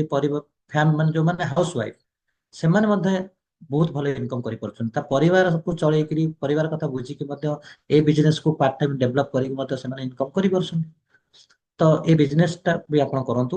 ଆଉ ଆମେରିକାରେ ଦେଖନ୍ତୁ, ଗୋଟେ ପ୍ରୁଫ ଦେଖଉଛି, ଡାଇରେକ୍ଟ ସେଲିଂ ବିଜନେସ କରି 82% ଲେଡିଜ ହଉଛନ୍ତି କୋଟିପତି ଆମେରିକାରେ। ଆ ଡାଟା ବି ଆପଣଙ୍କୁ ଦେଖଉଛି। ତେଣୁ ଆକ୍ଚୁଆଲି ଏ ଜିନିଷ ମୁଁ ଯାହା କହିଲେ ମିଳିବ କେମିତି ଆପଣ ଦେଖନ୍ତୁ। ବିନା ଏଜୁକେସନରେ, ବିନା ଶିଖିବାରେ କିଛି ମିଳେନି। ଫାଷ୍ଟ ଲର୍ନ ଦେନ୍ ଅର୍ନ। ଗୋଟେ ଟେଲରିଂ ବାଲା ଯଦି ଇନକମ କରିବ ନା, ତାକୁ ଟେଲରିଂ ଶିଖିବାକୁ ପଡିବ। ସେ ଯଦି କିଛି ଶିଖିନି, ତାକୁ ମାପ ଆପଣ ଦେଇଦେବେ, କପଡା ଦେଇଦେବେ, ସେ କଣଟା କରିପାରିବ? ସିଲେଇ କରିପାରିବନି। ତାକୁ ତ ପୁଣି 5 ମାସ, 6 ମାସ, ବର୍ଷେ ଶିଖିବାକୁ ପଡିବ। ଗୋଟେ କାର୍ପେଣ୍ଟର ଦେଖନ୍ତୁ, ଗୋଟେ ଟିଚର ଦେଖନ୍ତୁ, ଏ ସମସ୍ତେ ବିନା ଶିଖିବାରେ କେହି କିଛି କରନ୍ତିନି। ସେଥିପାଇଁ ଶିଖିବା ପାଇଁ ଆମର ହାରମୋନି ଗ୍ରୁପ ଅଛି, ହାର୍ଭେ ସକ୍ସେସ ଏକାଡେମୀ ଅଛି, ଲିଡର ମାନେ ଅଛନ୍ତି, ଟ୍ରେନର ମାନେ ଅଛନ୍ତି, ଆପଣଙ୍କୁ ଶିଖେଇବେ। ଆଉ ଶିଖିଲା ପରେ ହିଁ ଆପଣ ଏଠି ଇନକମ କରିପାରିବେ। ଇଏ ହଉଛି ଡାଇରେକ୍ଟ ଇନଭେଷ୍ଟର ପ୍ରୋସେସ। ଆଉ ସବୁଠୁ ବଡ କଥା ହଉଛି, time and energy will not return in your life again. ଦେଖନ୍ତୁ, ସମୟ ଆଉ ଏନର୍ଜି, ଶକ୍ତି, ଇଏ କେବେ ଆପଣଙ୍କ ଜୀବନରେ ଆଉ ଥରେ ଆସିବନି। ଆମେ ଦିନ ଦିନେ ଆମର ବୟସ ଗଡି ଚାଲିବ, ଆମେ ବାର୍ଦ୍ଧକ୍ୟ ଅବସ୍ଥାରେ ଗତି କରିବା। ଆଜି ଦିନଟା ବିତିଗଲା, କାଲି ବି ଆପଣଙ୍କ ପାଇଁ ଆସିବନି ଏ ଜିନିଷ। ଏ ଦିନ ଆଉ ଆସିବନି। କିଛି ଲୋକ ଦେଖନ୍ତୁ ଲାଇଫକୁ ଏନ୍ଜୟ କରୁଛନ୍ତି, ପେନସନ ଭଳିଆ କିଛି ପଇସା ପାଉଛନ୍ତି, ପାସିଭ ଇନକମ ଆସିଲା ଭଳିଆ ଆସୁଛି। କିନ୍ତୁ ଏ ବୟସରେ ମଧ୍ୟ ପରିବାର ଚଳିବା ପାଇଁ ଲୋକଙ୍କୁ ପରିଶ୍ରମ କରିବାକୁ ପଡୁଛି। ଚିନ୍ତା କରନ୍ତୁ, ଏ ବିଜନେସ ଆପଣଙ୍କର ବାର୍ଦ୍ଧକ୍ୟର ସାହାରା। ତେଣୁ ଏ ବିଜନେସ ଆପଣ ଅନ୍ୟମାନଙ୍କ ସହିତ ସେୟାର କରନ୍ତୁ। ଯେମିତି ଗୋଟେ କ୍ୟାଣ୍ଡେଲ ଜଳୁଛି, ଆପଣ ଆଉ ଗୋଟେ କ୍ୟାଣ୍ଡେଲ ଲଗେଇଲେ ଲାଇଟ କମିବ ନା ବଢିବ? ଲାଇଟ ବଢିବ। ତ ଏ ବିଜନେସ ହଉଛି ୱାର୍ଡ ଅଫ ମାଉଥର। ତେଣୁ ଆପଣ ବିଜନେସ କେବଳ ସେୟାର କରନ୍ତୁ, ଆଉ ବିଜନେସ ଆପଣଙ୍କର ଅଟୋମେଟିକ ଗ୍ରୋଥ ହବ। ଆଉ ଇଏ ହଉଛି ଆମର ୱେବସାଇଟ। ସବୁ ପ୍ରକାର ଇନଫରମେସନ ୱେବସାଇଟରେ ଅଛି। ଆପଣ ଯଦି ପ୍ରଡକ୍ଟ ବିଷୟରେ ଜାଣିବାକୁ ଚାହୁଁଛନ୍ତି, ଗୁଗୁଲ କି ଯାଇକରି ଇଣ୍ଡିଆ ସପି ଟାଇପ କରନ୍ତୁ, ପ୍ରଡକ୍ଟର ସବୁ ପ୍ରଡକ୍ଟ ଆପଣ ଦେଖିପାରିବେ। କମ୍ପାନୀ ବିଷୟରେ ଜାଣିବାକୁ ଚାହୁଁଛନ୍ତି, ମାଇଲେଷ୍ଟକୁ ଯାଆନ୍ତୁ, କମ୍ପାନୀ ବିଷୟରେ ଜାଣିବେ। ହାରମୋନି ଗ୍ରୁପକୁ ଯାଆନ୍ତୁ, ସବୁ ପ୍ରକାର ଟ୍ରେନିଂ, ପ୍ରଡକ୍ଟ ଟ୍ରେନିଂ ଠୁ ଆରମ୍ଭ କରି ଆପଣଙ୍କ ଲିଡରସିପ ସ୍କିଲ ଡେଭଲପମେଣ୍ଟ ଟ୍ରେନିଂ, ସବୁ କିଛି ଜିନିଷ ହାରମୋନି ଗ୍ରୁପରେ ଅଛି। ଆଉ ହାର୍ଭେ ସକ୍ସେସ ଏକାଡେମୀ ତ ଆମକୁ ଟ୍ରେନିଂ ଦଉଛି। ତ ସମସ୍ତଙ୍କୁ ଥ୍ୟାଙ୍କ୍ସ। ଆଉ ଆପଣଙ୍କର ଭ୍ୟାଲୁଏବଲ ଟାଇମ ଦେଇଥିବାରୁ, ଆଉ ସମସ୍ତଙ୍କୁ ମୋ ତରଫରୁ ନମସ୍କାର।